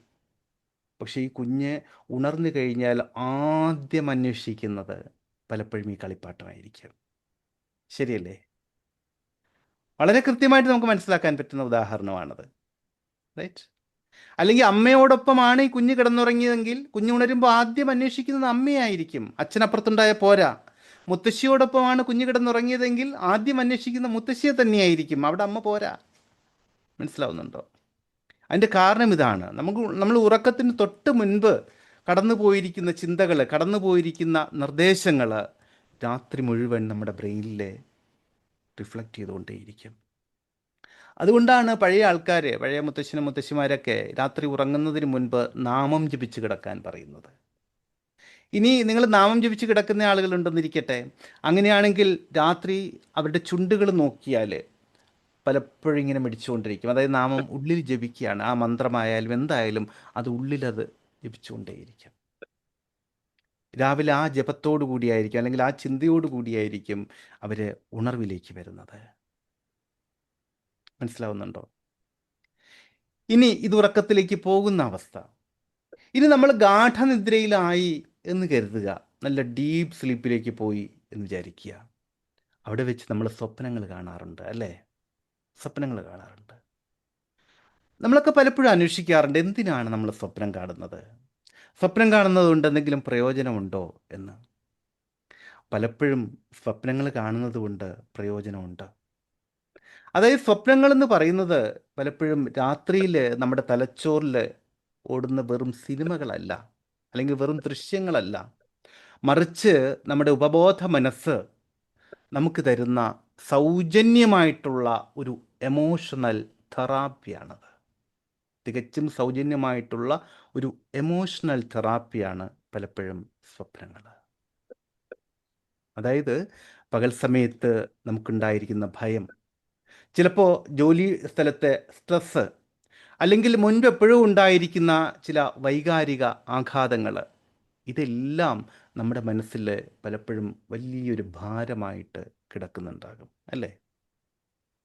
അപ്പോൾ രാത്രി നമ്മൾ ഉറങ്ങുമ്പോൾ, പ്രത്യേകിച്ച് റെം സ്ലീപ്പിൻ്റെ സമയത്ത്, നമ്മുടെ തലച്ചോറിൽ ഈ സ്ട്രെസ് ഹോർമോണുകളില്ലേ, സ്ട്രെസ് ഹോർമോണുകളുടെയൊക്കെ പ്രവർത്തനം സാവധാനം ഇങ്ങനെ നിലയ്ക്കും, സാവധാനം കുറഞ്ഞു വരും. അതായത് ഏകദേശം ഒരു കെമിക്കൽ ഫ്രീ ആയിട്ടുള്ള അവസ്ഥ. കെമിക്കൽ ഫ്രീ എന്ന് പറഞ്ഞാൽ ഹോർമോണുകളൊക്കെ ഒന്ന് മാറിയിട്ട് ഒരു ശാന്തമായിട്ടുള്ള അവസ്ഥ. ഈ തിരയടങ്ങിയ സാഗരം എന്നൊക്കെ പറയില്ലേ, വളരെ ശാന്തമായിട്ടുള്ള ഒരു തടാകം പോലെയുള്ള ഒരവസ്ഥ. അപ്പോൾ ആ ശാന്തമായിട്ടുള്ള ഒരു അവസ്ഥയിൽ പകല് നമ്മൾ അനുഭവിച്ച വേദനകൾ, ഭയങ്ങൾ, അതൊക്കെ നമ്മുടെ തലച്ചോറ് വീണ്ടും ഒന്നുകൂടി പ്രോസസ്സ് ചെയ്യും. വേറെ വിധത്തിൽ പറഞ്ഞാൽ, ഈ ചില മൃഗങ്ങളൊക്കെ അയവെട്ടില്ലേ, അയവെട്ടുക എന്ന് തന്നെയല്ലേ അത് പറയുന്നത്, പാറ്റ വെട്ടുന്ന കാര്യമല്ല ഞാൻ പറയുന്നത്. ഈ പശു അങ്ങനത്തെ സംഭവങ്ങളൊക്കെ പുല്ലൊക്കെ കഴിച്ചു കഴിഞ്ഞിട്ട് പിന്നീട് ചവച്ച് എടുക്കുന്ന ഒരു പരിപാടിയില്ലേ, അയവിറക്കാന്ന് പറയും. അയവിറക്കുക. യെസ്, അയവിറക്കുന്നത് പോലെ. അതായത് രാവിലെ നമ്മൾ വലിച്ചു വാരിയിട്ട സംഗതികൾ പിന്നീട് പ്രോസസ്സ് ചെയ്യും. എന്നിട്ട് അതിൻ്റെ വൈകാരികമായിട്ടുള്ള മൂർച്ച മെല്ലെ കുറയ്ക്കും. വൈകാരികമായിട്ട് നമ്മളെ വേദനിപ്പിച്ചിട്ടുണ്ട് എങ്കിൽ ആ വേദനകളെ മെല്ലെ കുറയ്ക്കും. അതുകൊണ്ടാണ് ഇന്നൊരാൾ നിങ്ങൾ വഴക്ക് പറഞ്ഞു എന്നിരിക്കട്ടെ, നിങ്ങളെ വേദനിപ്പിച്ചു എന്നിരിക്കട്ടെ, അപ്പോൾ ഭയങ്കര സങ്കടത്തോടു കൂടി അല്ലെങ്കിൽ ഭയങ്കര ദേഷ്യത്തോടു കൂടിയായിരിക്കും നമ്മൾ അയാളുടെ അടുത്ത് പോകുന്നത്. പക്ഷെ അടുത്ത ദിവസം നമ്മൾ വരുന്ന സമയത്ത്, അയാളെ കാണുന്ന സമയത്ത് തലേന്നുണ്ടായിരുന്ന അത്ര ദേഷ്യം അല്ലെങ്കിൽ അത്ര സങ്കടം ഒരുപക്ഷെ അന്നേരം ഉണ്ടാവില്ല. അതിൻ്റെ കാരണം എന്താ? ഈ രാത്രിയിലെ ഈ റെം സ്ലീപ്പിലൂടെ പോയ സമയത്ത് അതിൻ്റെ വൈകാരികമായിട്ടുള്ള ഷാർപ്നെസ്, ആ മൂർച്ച അവിടെ കുറഞ്ഞു. അതുകൊണ്ടാണ്. അപ്പോൾ നമ്മൾ രാത്രിയിൽ വലിയ സങ്കടത്തോടെ ദേഷ്യത്തോടെയൊക്കെയാണ് ഉറങ്ങാൻ കിടക്കുന്നത് എങ്കിലേ, നന്നായിട്ട് ഉറങ്ങാൻ സാധിച്ചാൽ പിറ്റേ ദിവസം നമ്മൾ ഉണരുന്ന സമയത്ത് ആ സങ്കടത്തിൻ്റെ അല്ലെങ്കിൽ ദേഷ്യത്തിൻ്റെ, ഭയത്തിൻ്റെ ഒക്കെ തീവ്രത ഒന്ന് കുറഞ്ഞതായിട്ട് നമുക്ക് ഫീൽ ചെയ്യും. ക്ലിയർ ആവുന്നുണ്ടോ പറയുന്നത്? പക്ഷേ ശരിയായിട്ടുള്ള ഉറക്കം കിട്ടിയില്ല എന്നിരിക്കട്ടെ, എന്താ സംഭവിക്കുക? ശരിയായിട്ടുള്ള ഉറക്കം അവിടെ കിട്ടിയിട്ടില്ല എങ്കിൽ അവിടെ ഈ എമോഷണൽ തെറാപ്പി സംഭവിക്കില്ല. ഇമോഷണൽ തെറാപ്പി അവിടെ സംഭവിക്കില്ല. അതോടുകൂടി ആ ഭയം നമ്മുടെ ഉള്ളിൽ തന്നെ നിലനിൽക്കും. കാലക്രമേണ അത് ഉത്കണ്ഠയായിട്ടും വിഷാദമായിട്ടും ഒക്കെ മാറും. നിങ്ങൾക്ക് നോക്കിയാൽ അറിയാം, പലപ്പോഴും ഡിപ്രഷൻ്റെയും ആങ്സൈറ്റിയുടെയും ഒക്കെ തുടക്കമെന്ന് പറയുന്നത് ഉറക്കക്കുറവായിരിക്കും, അല്ലേ? കാരണം പ്രോപ്പറായിട്ട് ഉറങ്ങാൻ സാധിച്ചു കഴിഞ്ഞാൽ ഈ പറയുന്ന ഇമോഷൻസ് അവിടെ സ്മൂത്താവും. പക്ഷെ ഉറങ്ങാൻ പറ്റില്ല. നിങ്ങൾ പലപ്പോഴും ഒരു ഡോക്ടറെ കണ്ടു കഴിഞ്ഞാൽ അദ്ദേഹം നിങ്ങൾക്ക് തരുന്ന മരുന്നുകളുടെ ഭൂരിഭാഗവും ഡീപ്പ് സ്ലീപ്പിന് വേണ്ടിയിട്ടുള്ളതായിരിക്കും. നിങ്ങൾ ആങ്സൈറ്റിയോ ഡിപ്രഷനോ ഒക്കെ പറഞ്ഞിട്ടാണ് പോകുന്നതെങ്കിൽ പോലും നിങ്ങൾക്ക് തരുന്ന മരുന്നുകൾ അതിൻ്റെ ഭൂരിഭാഗവും നന്നായിട്ട് ഉറങ്ങാൻ വേണ്ടിയിട്ടുള്ളതായിരിക്കും. കാരണം സുഖമായിട്ട്, സ്വസ്ഥമായിട്ട്, ഗാഠമായിട്ട് ഉറങ്ങാൻ പറ്റിയാൽ തന്നെ പ്രശ്നങ്ങൾ സ്വാഭാവികമായിട്ട് അവിടെ കുറയും. അതാണ് നമ്മുടെ ബ്രെയിനിലെ സിസ്റ്റം. പക്ഷേ പലപ്പോഴും ഉറങ്ങാൻ പറ്റില്ല. ഇതാണ്. അപ്പോൾ ഇവിടെ സ്വപ്നങ്ങളുടെ കാര്യം എടുത്താലും, സ്വപ്നങ്ങൾ മിക്കപ്പോഴും നമ്മുടെ മനസ്സിൻ്റെ മുറിവുകളെ ഉണക്കുന്ന, മുറിവുകളെ ലഘൂകരിക്കുന്ന മരുന്നുകൾ തന്നെയാണ്. ഇനി പറയുന്ന കാര്യം ഒന്നുകൂടി ഒന്ന് ശ്രദ്ധിക്കണം. ഒരുപക്ഷെ നിങ്ങളുടെ ആ ഉറക്കമില്ലായ്മ ഉണ്ടെങ്കിൽ അതിൻ്റെ ഏറ്റവും വലിയ കാരണങ്ങളിലേക്കായിരിക്കും, ഏറ്റവും പ്രധാനപ്പെട്ട കാരണങ്ങളിലേക്കായിരിക്കും നമ്മൾ പോകുന്നത്. നമുക്ക് മറ്റുള്ളവരോട്, നമ്മളിൽ പലരും ചിലപ്പോൾ മറ്റുള്ളവരോട് അല്ലെങ്കിൽ സ്വയം തന്നെ സ്ഥിരമായിട്ട് പറയുന്ന ചില ഡയലോഗുകളുണ്ട്. എനിക്ക് തീരെ ഉറക്കം കിട്ടാറില്ല, അല്ലെങ്കിൽ ഉറക്കഗുളികയില്ലാതെ എനിക്ക് ഒരിക്കലും ഉറങ്ങാൻ പറ്റില്ല, സുഖമായിട്ടൊന്ന് ഉറങ്ങിയ കാലം മറന്നു. ഇതൊക്കെ പറയാറില്ലേ? പറയാറുണ്ടോ ഇല്ലയോ? അല്ലെങ്കിൽ പറഞ്ഞിട്ടുണ്ടോ? ഉണ്ട് ഉണ്ട് ഉണ്ട്. വേറെ ആരൊക്കെ പറഞ്ഞിട്ടുണ്ട്? ഉണ്ടെന്ന് അത് പറയാൻ പറയുന്നു. ഞാൻ പറഞ്ഞിട്ടുണ്ട് പറഞ്ഞിട്ടുണ്ട്. അതല്ല, എൻ്റെ മോന് ഡൗൺ സിൻഡ്രോം പേഷ്യന്റ് ആണ്. ആ. അപ്പൊ അവന് ഇപ്പൊ 20 വയസ്സായി. ഉം. അവന് രാത്രി ഉറക്കല്ല, ഉം. രാത്രി ഉറങ്ങുകയല്ല. ഉം. 19 വർഷമായി ശരിക്കും ഞാൻ രാത്രി ഉറങ്ങിയിട്ട്. എത്ര വർഷം? 19 വർഷം. എൻ്റെ മോന് ശരി ഇപ്പൊ 20 വയസ്സായി. ശരി ശരി ശരി. അവന് ഉറങ്ങൂല, അവനെ നോക്കിയിരിക്കും. എന്നിട്ട് പുലർച്ചെ 5 മണി 6 മണി സമയത്തൊക്കെ അവന് ഉറങ്ങും. അപ്പൊ ഞാനും ഒരു പകലിപ്പോ നമുക്ക് ലേഡീസിന് ഉറങ്ങാൻ ഒരു ടൈം ഉണ്ടല്ലോ. ഉം, ഉം, ഉം, ഉം, ഉം. ശരിക്കും പരിഹാരങ്ങൾ പറഞ്ഞാൽ രാത്രി ഞാൻ തേടുന്നുണ്ടായിരുന്നോ? അവന് മെഡിസിൻ ഒക്കെ കൊടുത്ത്, പക്ഷെ ഒരു മാറ്റമില്ല. ഇപ്പൊ 19 വയസ്സായി അല്ലേ? ഇപ്പൊ 20 വയസ്സാവുന്നു. ശരി ശരി. ഓക്കേ. ഉം. അടുത്ത ദിവസം മറ്റൊന്ന് ഇപ്പോഴും വിളിക്കൂ, നമുക്ക് നോക്കാം എന്ത് ചെയ്യാൻ പറ്റുമെന്ന്. ഇപ്പോഴും അതന്നെ, ഉറക്കം അവനില്ല. അവനിപ്പോ ഒരു സ്പെഷ്യൽ സ്കൂൾ വീടുണ്ട്, അവിടെ ഹോസ്റ്റലിൽ നിൽക്കാണ്. ശരി ഇപ്പൊ ഒരു ശരി 6 മാസമായിട്ടാണ് ഞാനൊന്ന് ഉം. ഉറങ്ങണത്. ശരി. എന്തായാലും അടുത്ത അപ്പൊ ദിവസം ഒന്ന് അവിടെ വിളിക്കും, നമുക്ക് നോക്കാം എന്താ ചെയ്യാൻ പറ്റുക എന്നുള്ളത് കേട്ടോ. ഓക്കെ ഓക്കെ അപ്പോൾ നമുക്ക് ഉറക്കം താരതമ്യേന കുറവായിപ്പോയാൽ, ചിലപ്പോൾ 1-2 ദിവസം ഉറങ്ങാൻ പറ്റിയില്ലെങ്കിൽ പോലും നമ്മൾ പലരോടും പറയും എനിക്ക് ഉറക്കം ശരിയാവുന്നേ ഇല്ല, എൻ്റെ ഉറക്കം വളരെ മോശമായി പോകുന്നുണ്ട്, അല്ലെങ്കിൽ മരുന്ന് കഴിക്കാതെ ഉറങ്ങാൻ പറ്റുന്നില്ല എന്നുള്ളത് ഇല്ലേ.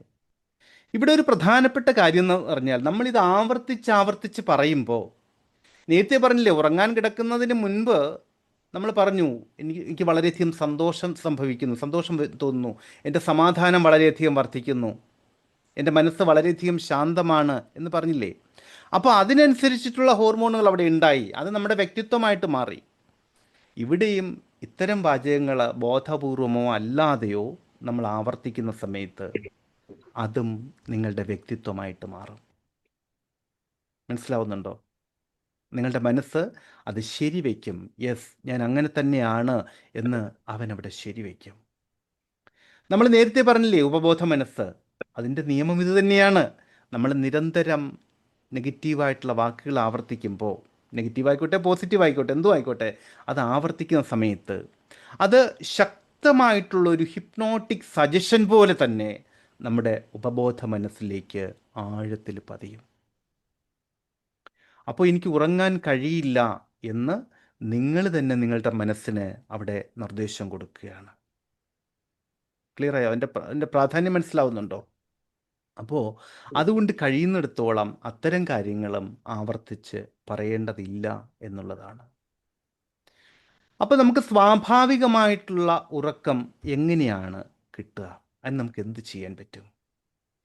ഇവിടെ നമ്മൾ ശ്രദ്ധിക്കേണ്ട അല്ലെങ്കിൽ നമ്മൾ മനസ്സിലാക്കേണ്ട ഒരു കാര്യം, നമ്മുടെ ഉപബോധ മനസ്സ് പലപ്പോഴും നമ്മുടെ വാക്കുകളെ സത്യമാക്കാൻ വേണ്ടി ശ്രമിച്ചുകൊണ്ടേയിരിക്കും. തുടക്കത്തിൽ പറഞ്ഞു ഉപബോധ മനസ്സിന് സത്യവും മിഥ്യവും ഒന്നും അറിയില്ല, അല്ലെങ്കിൽ ശരിയായ വിധത്തിൽ തിരിച്ചറിയാൻ പലപ്പോഴും കഴിയാറില്ല എന്ന് പറഞ്ഞു.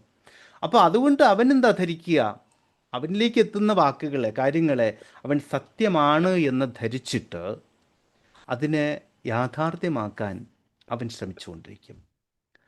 അപ്പോൾ നേരത്തെ പറഞ്ഞതുപോലെയാണ് പറയുന്നത് എങ്കിൽ നമുക്ക് ഉറങ്ങാൻ കഴിയില്ല എന്നുള്ളത് ഈ ഉപബോധ മനസ്സ് കേൾക്കുന്നില്ല. എന്താണ്?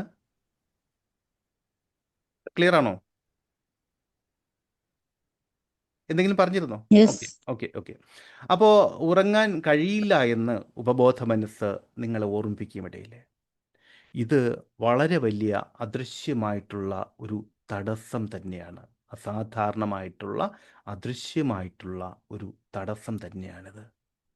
അപ്പോൾ അതുകൊണ്ട് ഇപ്പോൾ ഈ നിമിഷം മുതൽ നമ്മുടെ സ്ലീപ്പ് ഐഡൻറ്റിറ്റി ഒന്ന് മാറ്റണം. അതുകൊണ്ട് അവിടെ എനിക്ക് ഉറങ്ങാൻ കഴിയില്ല, എനിക്ക് ഉറക്കം ശരിക്കും കിട്ടുന്നില്ല എന്നുള്ളതിന് പകരം എൻ്റെ മനസ്സ് ശാന്തമാണ്, എനിക്ക് സ്വാഭാവികമായിട്ടുള്ള ഉറക്കത്തെ ആസ്വദിക്കാൻ സാധിക്കും എന്ന് സ്വയം മനസ്സിന് നിർദ്ദേശങ്ങൾ കൊടുക്കണം. എൻ്റെ മനസ്സ് വളരെയധികം ശാന്തമാണ്, എനിക്ക് സ്വയം സ്വാഭാവികമായിട്ട് തന്നെ അല്ലെങ്കിൽ ഗാഠമായിട്ട് ശാന്തമായിട്ട് ഉറങ്ങാൻ സാധിക്കും എന്ന് സ്വയം നിർദ്ദേശങ്ങൾ കൊടുക്കണം. അതായത് ഓട്ടോ സജഷൻസ് അവിടെ കൊടുക്കണം. ഇവിടെ നിങ്ങൾ എന്തിനെക്കുറിച്ചാണോ വിശ്വസിക്കുന്നത് അതിനെ നിങ്ങളുടെ ഉപബോധ മനസ്സ് യാഥാർത്ഥ്യമാക്കാൻ ശ്രമിക്കും. അപ്പം നിങ്ങൾക്ക് നല്ല ഉറക്കം ലഭിക്കുമെന്ന് വിശ്വസിക്കുകയാണ് എങ്കിൽ, നിങ്ങളുടെ മനസ്സ് ശാന്തമാണ് എന്ന് വിശ്വസിക്കുകയാണ് എങ്കിൽ, അതിനെ യാഥാർത്ഥ്യമാക്കാനായിരിക്കും ഉപബോധ മനസ്സ് ശ്രമിക്കുന്നത്. അപ്പോൾ സ്വാഭാവികമായിട്ടും നല്ല ഉറക്കത്തിലേക്ക് പോകും. പിടിയിട്ടുന്നുണ്ടോ? നേരത്തെ നമ്മൾ മനസ്സിലാക്കി ഉറക്കമെന്ന് പറയുന്നത് നമ്മുടെ മനസ്സിനെ റീപ്രോഗ്രാം ചെയ്യാനുള്ള വളരെ വലിയൊരു അവസരമാണ് എന്ന്. അത് എത്രമാത്രം കൃത്യമാണ് എന്നുള്ളത് ഇപ്പോൾ ബോധ്യമായിട്ടുണ്ടാകും അല്ലേ? നമ്മുടെ വാക്കുകൾക്കും ചിന്തകൾക്കുമെല്ലാം നമ്മുടെ ഉറക്കത്തിൽ മാത്രമല്ല ഓരോ കാര്യത്തിലും അത്രമാത്രം സ്വാധീനമുണ്ട്. അതും നമ്മൾ മനസ്സിലാക്കി.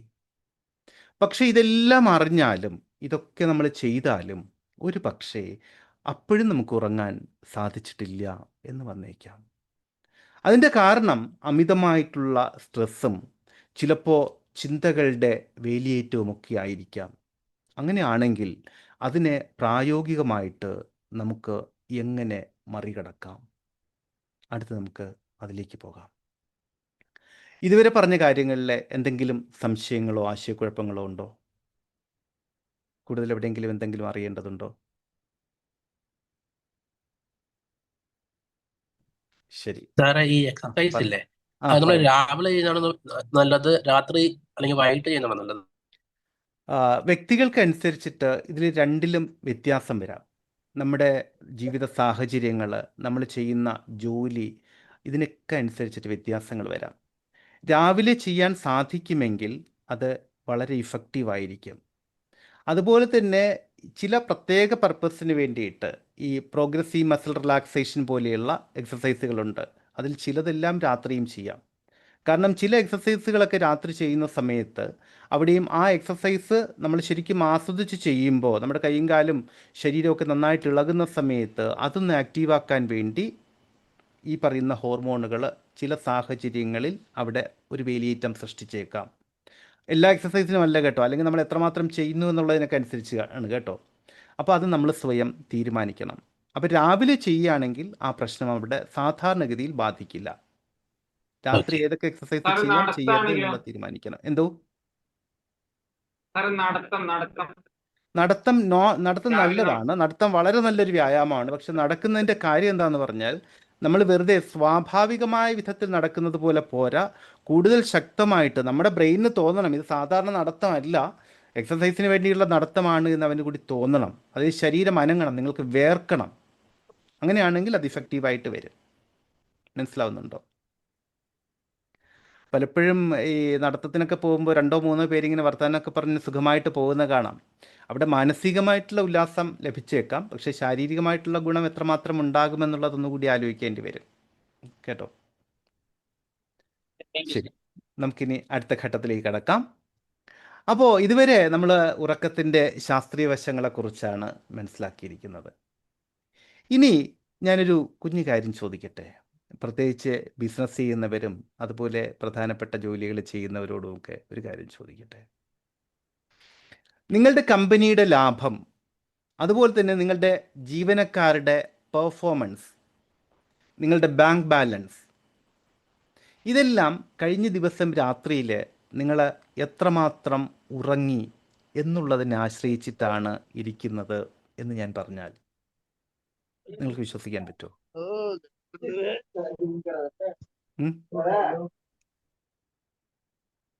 എൻ്റെ ചോദ്യം മനസ്സിലായോ? നിങ്ങളുടെ സ്റ്റാഫിൻ്റെ പ്രകടനം, അതുപോലെ നിങ്ങളുടെ ബാങ്ക് ബാലൻസ്, നിങ്ങളുടെ ബിസിനസ്സിൻ്റെ അഭിവൃദ്ധി, ഇതൊക്കെ നിങ്ങളുടെ ഉറക്കത്തെ ആശ്രയിച്ചാണ് ഇരിക്കുന്നത് എന്ന് പറഞ്ഞാൽ നിങ്ങൾക്ക് വിശ്വസിക്കാമോ? അതാണ് ഞാൻ ചോദിക്കുന്നത്. ഇല്ല, എന്താണ്? വിശ്വസിക്കാൻ പറ്റുന്നില്ല. വിശ്വസിക്കാൻ പറ്റുന്നില്ല. എന്നാൽ അങ്ങനെയാണ് വാസ്തവം. അത് എന്തുകൊണ്ടാണ് എന്നുള്ളത് പറഞ്ഞുതരാം. ഞാനൊരു കുഞ്ഞ് കേസ് ഹിസ്റ്ററി പറഞ്ഞുതരാം.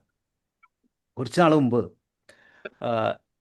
എൻ്റെ അടുത്ത് വന്ന ഒരു ക്ലയൻറ്റിൻ്റെ ഒരു അനുഭവമാണ് കേട്ടോ. അദ്ദേഹത്തിൻ്റെ പേരും മറ്റു കാര്യങ്ങളൊന്നും പറയുന്നില്ല, ഒരു പക്ഷേ ഈ ഗ്രൂപ്പിൽ ഉണ്ടായേക്കാം. എനിവേ, എന്തായാലും കമ്പനിയുടെ കാര്യങ്ങളൊന്നും ഞാൻ പറയുന്നില്ല, തൽക്കാലം പ്രായവും പറയുന്നില്ല. എന്നാലും ഒരു മധ്യവയസ്സെല്ലാം കഴിഞ്ഞ ഒരു വ്യക്തിയാണ്. അപ്പോൾ അദ്ദേഹം വളരെ പെട്ടെന്ന് തന്നെ വളർന്നുകൊണ്ടിരിക്കുന്ന ഒരു നല്ല കമ്പനിയുടെ ഒരു CEO ആയിരുന്നു. ശരിക്കും വളരെ വലിയൊരു ലക്ഷ്യത്തോടു കൂടി, വലിയ ആത്മവിശ്വാസത്തോടു കൂടി ഒക്കെ തുടങ്ങി വെച്ച ഒരു നല്ല ബിസിനസ്. പക്ഷേ കുറച്ച് നാളായിട്ട് ഈ ബിസിനസ് വളരെ വലിയൊരു തകർച്ചയിലേക്ക് പോയിക്കൊണ്ടിരിക്കുന്ന സമയത്താണ് ഇദ്ദേഹം വരുന്നത്. അപ്പോൾ ആളുടെ പ്രശ്നങ്ങൾ എന്താണെന്ന് പറഞ്ഞാൽ, വാസ്തവത്തിൽ ഈ ഉറക്കത്തിൻ്റെ പ്രശ്നം പറഞ്ഞിട്ടല്ല കേട്ടോ എൻ്റെ അടുത്ത് വന്നത്. എൻ്റെ അടുത്ത് വന്നിട്ട് പറഞ്ഞ പ്രശ്നങ്ങൾ എന്താണെന്ന് പറഞ്ഞാൽ, കമ്പനിയിലെ പ്രധാനപ്പെട്ട ജീവനക്കാർ, നല്ല ടാലൻറ്റഡ് ആയിട്ടുള്ള ജീവനക്കാർ ഓരോരുത്തരായിട്ട് ജോലി രാജിവെച്ച് പോകുന്നുണ്ട്. അതുപോലെ തന്നെ ഈ വ്യക്തിക്ക് അയാളുടെ സ്റ്റാഫിൻ്റെ അടുത്ത് എപ്പോഴും ദേഷ്യമാണ്. എല്ലാത്തിനും പരാതി പറയുകയാണ്, സ്റ്റാഫിൻ്റെ അടുത്ത് തട്ടിക്കയറുകയാണ്. അതുപോലെ മീറ്റിങ്ങുകളിൽ വെച്ചിട്ട് അദ്ദേഹം പൊട്ടിത്തെറിക്കുന്നുണ്ട്. അദ്ദേഹത്തിൻ്റെ തന്നെ തെറ്റായിട്ടുള്ള തീരുമാനങ്ങൾ കൊണ്ട് പലപ്പോഴും കമ്പനിയിൽ ലക്ഷങ്ങളുടെ നഷ്ടം സംഭവിക്കുന്നുണ്ട്. എൻ്റെ മുന്നിലിരിക്കുന്ന സമയത്ത് അദ്ദേഹം പറഞ്ഞൊരു കാര്യമുണ്ട്. എൻ്റെ കൂടെയുള്ളവർക്കൊന്നും ഒരു കഴിവുമില്ല, എല്ലാ കാര്യങ്ങളും സ്വയം നോക്കി നടത്തേണ്ടി വരുന്നു. ഞാൻ സ്വയം നോക്കി നടത്തേണ്ടി വരുന്നു. ഇവർക്ക് സാലറി കൊടുക്കേണ്ടി വരുന്നു. അത് എല്ലാ കാര്യങ്ങളും ചെയ്യുന്നത് ഞാൻ തനിച്ചാണ്. സ്റ്റാഫിന് സാലറി കൊടുക്കേണ്ടി വരുന്നു. ഭയങ്കര സ്ട്രെസ്സാണ്. ഈ ഒരൊറ്റ വാക്ക് അദ്ദേഹം ഉദ്ദേശിച്ചു, വലിയ സ്ട്രെസ്സാണ് എന്നുള്ളത്. അപ്പോൾ ഇവിടെ എല്ലാം ഈ വ്യക്തി കരുതിയത് എന്താ? അദ്ദേഹത്തിൻ്റെ ജീവനക്കാർക്കാണ് പ്രശ്നം, അല്ലെങ്കിൽ അദ്ദേഹത്തിൻ്റെ ബിസിനസ്സിലാണ് പ്രശ്നം എന്നുള്ളതാണ്. അവിടെയാണ് തെറ്റുപറ്റിയത്. പക്ഷെ അദ്ദേഹം സംസാരിച്ച് വന്നപ്പോൾ എനിക്ക് മനസ്സിലായി, യഥാർത്ഥ വില്ലൻ എന്ന് പറയുന്നത് ഈ വ്യക്തിയുടെ സ്ലീപ്പ് പാറ്റേൺ ആയിരുന്നു. അതായത് കഴിഞ്ഞ ഒരു 3-4 വർഷമായിട്ട് അദ്ദേഹം ശരിയായിട്ട് ഉറങ്ങിയിട്ടില്ല. ദിവസത്തിൽ വെറും ഒരു 3-4 മണിക്കൂർ മാത്രമാണ് അദ്ദേഹത്തിൻ്റെ ഉറക്കം.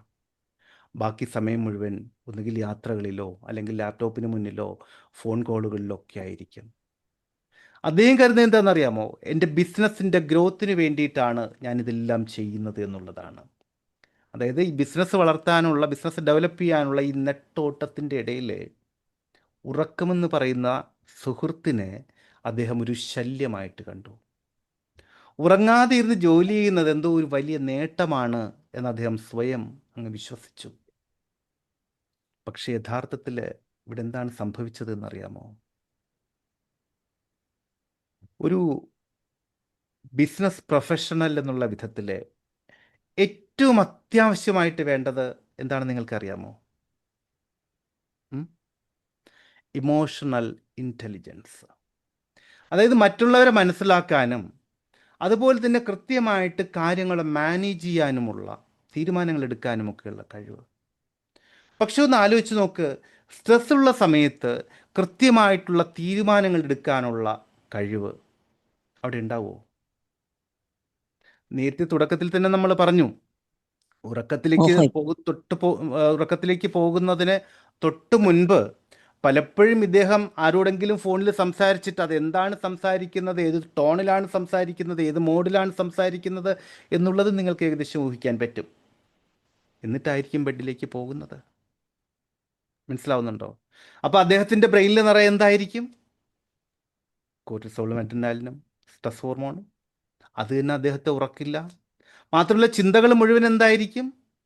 നാളെ രാവിലെ ചെയ്യേണ്ട കാര്യങ്ങൾ, സംസാരിക്കേണ്ട ആൾക്കാർ, ഇതൊക്കെ ആയിരിക്കും. ഉറക്കില്ല. ഇതാ സംഭവിക്കുന്നത്. ക്ലിയർ ആവുന്നുണ്ടോ? പോയിന്റ് ഒരിക്കൽ കൂടി ഒന്ന് പറയോ? അതായത് പറയൂ. ഇമോഷൻ ഒരു ബിസിനസ് പ്രൊഫഷണലിന്റെ കഴിവ് എന്ന് പറഞ്ഞാൽ ഇമോഷണൽ ഇന്റലിജൻസ് ആണോ ഉദ്ദേശിച്ചത്? Okay sir, thank U. ശരി ശരി. അപ്പോൾ ഈ പറയുന്ന വിധത്തിൽ തീരുമാനങ്ങൾ എടുക്കാനുള്ള കഴിവ്, ഇമോഷണൽ ഇൻ്റലിജൻസ് ഒക്കെ കൺട്രോൾ ചെയ്യുന്നത് നമ്മുടെ തലച്ചോറിലെ പ്രീ ഫ്രോണ്ടൽ കോർട്ടെക്സ് എന്നുള്ള ഭാഗമാണ്. Pre frontal cortex. അതുപോലെ തന്നെ നമ്മുടെ ഭയത്തെയും അതുപോലെ ദേഷ്യത്തെയും ഒക്കെ നിയന്ത്രിക്കുന്ന, മാനേജ് ചെയ്യുന്ന ഭാഗമാണ് അമിഗ്ഡല. അമിഗ്ഡല. ഈ 2 വാക്കുകൾ ഓർത്ത് വെച്ചുള്ളൂ, പ്രീ ഫ്രോണ്ടൽ കോർട്ടെക്സും അമിഗ്ഡലയും. അപ്പോൾ ഇദ്ദേഹത്തിനെ സംബന്ധിച്ചിടത്തോളം തുടർച്ചയായിട്ട് ഉറക്കം കിട്ടാതിരുന്ന സമയത്ത് അദ്ദേഹത്തിന് തീരുമാനങ്ങൾ എടുക്കാൻ സഹായിക്കുന്ന ഈ പ്രീ ഫ്രോണ്ടൽ കോർട്ടെക്സ് ഏറെക്കുറെ തളർന്നുപോയി. എന്നിട്ട് അതിന് പകരം ദേഷ്യത്തിൻ്റെ കേന്ദ്രമായിട്ടുള്ള അമിഗ്ഡല അമിതമായിട്ട് പ്രവർത്തിക്കാൻ തുടങ്ങി. അപ്പോൾ അതുകൊണ്ട് എന്ത് പറ്റി? ചെറിയ ചെറിയ തെറ്റുകൾ കാണുമ്പോൾ പോലും അദ്ദേഹത്തിൻ്റെ സ്റ്റാഫിനോട് പൊട്ടിത്തെറിക്കാൻ തുടങ്ങി. അങ്ങനെ ഇദ്ദേഹത്തിൻ്റെ പൊട്ടിത്തെറി കാരണം ക്ഷമ നശിച്ചിട്ടാണ് പല നല്ല നല്ല ജീവനക്കാരും ആ കമ്പനി വിട്ട് പോയിക്കൊണ്ടിരുന്നത്. ഇത് തന്നെയാണ് ബിസിനസ്സിൽ വലിയ അബദ്ധങ്ങൾ സംഭവിക്കാനും കാരണം എന്താ? ശരിയായിട്ടുള്ള തീരുമാനങ്ങൾ ഉചിതമായിട്ടുള്ള സമയത്ത് അദ്ദേഹത്തിന് എടുക്കാൻ സാധിച്ചിരുന്നില്ല. മനസ്സിലായോ? അപ്പോൾ ഇവിടെ ഈ കാര്യത്തെ കൃത്യമായിട്ട് അനലൈസ് ചെയ്തിട്ടുണ്ടെങ്കിൽ നമുക്ക് ശരിക്കും മനസ്സിലാക്കാൻ പറ്റും, പ്രശ്നം ഈ വ്യക്തിയുടെ ബിസിനസ്സിലായിരുന്നില്ല, സ്റ്റാഫിലായിരുന്നില്ല, ഒന്നുമല്ല, മറിച്ച് അദ്ദേഹത്തിൻ്റെ ഉറക്കത്തിലായിരുന്നു എന്നുള്ളത്. അതിലേക്ക് പോകാൻ കിട്ടിയ പെട്ടെന്നുള്ളൊരു പിടിവള്ളി, ഇതെല്ലാം പറഞ്ഞ കൂട്ടത്തിൽ അദ്ദേഹം പറഞ്ഞ ഒരൊറ്റ വാക്കാണ്, ഭയങ്കര സ്ട്രെസ്സാണ് എന്ന്. ഭയങ്കര സ്ട്രെസ്സാണ് എന്നുള്ള ആ ഒരൊറ്റ വാക്ക്. ഇതിലെന്നാ പെട്ടെന്ന് പിടിക്കാൻ പറ്റിയത്? ക്ലിയർ ആയോ? ഇടയ്ക്ക് ആരെങ്കിലും എന്തെങ്കിലും ചോദിക്കുന്നതാണോ അതോ ശബ്ദങ്ങളല്ലാതെ കയറി വരുന്നതാണോ? അല്ല. ഉം. ശരി, എനിവേ ആവശ്യമില്ലാത്ത മൈക്കുകളൊക്കെ ഒന്ന് ഓഫ് ചെയ്ത് വെച്ചേക്കും കേട്ടോ. എനിവേ, അപ്പോൾ ഇവിടെ ഈ പറഞ്ഞ വ്യക്തിയെ സംബന്ധിച്ചിടത്തോളം അദ്ദേഹത്തിൻ്റെ ബിസിനസ് പ്ലാനുകളൊന്നും മാറ്റിയില്ല, സ്റ്റാഫിന് ട്രെയിനിങ് കൊടുക്കാൻ പറഞ്ഞില്ല, ഒന്നും ചെയ്തില്ല. ആകെ ചെയ്തത് ഈ വ്യക്തിയുടെ സബ് കോൺഷ്യസ് മൈൻഡിനെ, ഉറക്കത്തിനെ ഒന്ന് റീപ്രോഗ്രാം ചെയ്തു. അതിന് പല ടെക്നിക്കുകളുമുണ്ട്. വളരെ സിമ്പിളായിട്ടുള്ള ടെക്നിക്കുകളുണ്ട്. CBTI technique. നമുക്കതിലേക്ക് വരാം. അതായത് ചില പ്രത്യേക റിലാക്സേഷൻ രീതികളിലൂടെ ഏകദേശം 6 മണിക്കൂറിനൊക്കെ മുകളിൽ നല്ല ഗാഠനിദ്ര ലഭിക്കുന്ന വിധത്തിൽ അദ്ദേഹത്തിൽ മാറ്റങ്ങൾ വരുത്തി. പക്ഷെ ഒരു കാര്യം ഓർക്കണം, ഇത് 1-2 ദിവസം കൊണ്ട് സംഭവിക്കുന്ന കാര്യമല്ല, പക്ഷേ മാറ്റങ്ങൾ വരുത്താൻ സാധിക്കും. ആ മാറ്റങ്ങൾ വരുത്തിയതിന് ശേഷം ഏകദേശം ഒരു 6-7 മാസം കഴിഞ്ഞപ്പോൾ ആളിനെ വിളിച്ചു. വളരെ ശാന്തമായിട്ടുള്ള ശബ്ദത്തിൽ കമ്പനിയുടെ ലാഭം വർദ്ധിച്ചു തുടങ്ങി.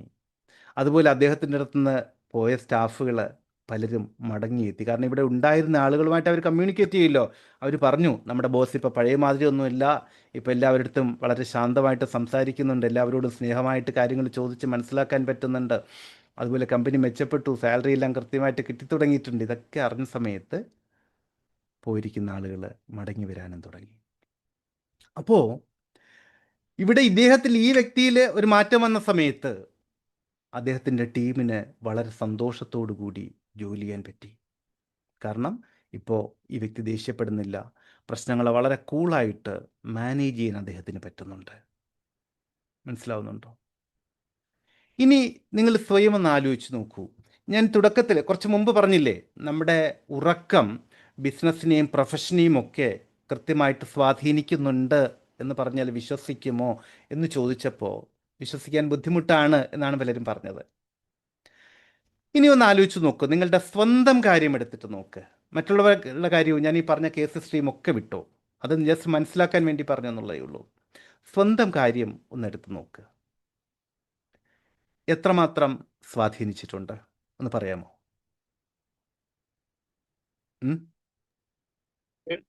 നന്നായിട്ട് ഉറങ്ങാൻ പറ്റുന്ന നല്ല തീരുമാനം, സമാധാനം, കാര്യങ്ങൾ വളരെ ആക്റ്റീവ് ആവാം.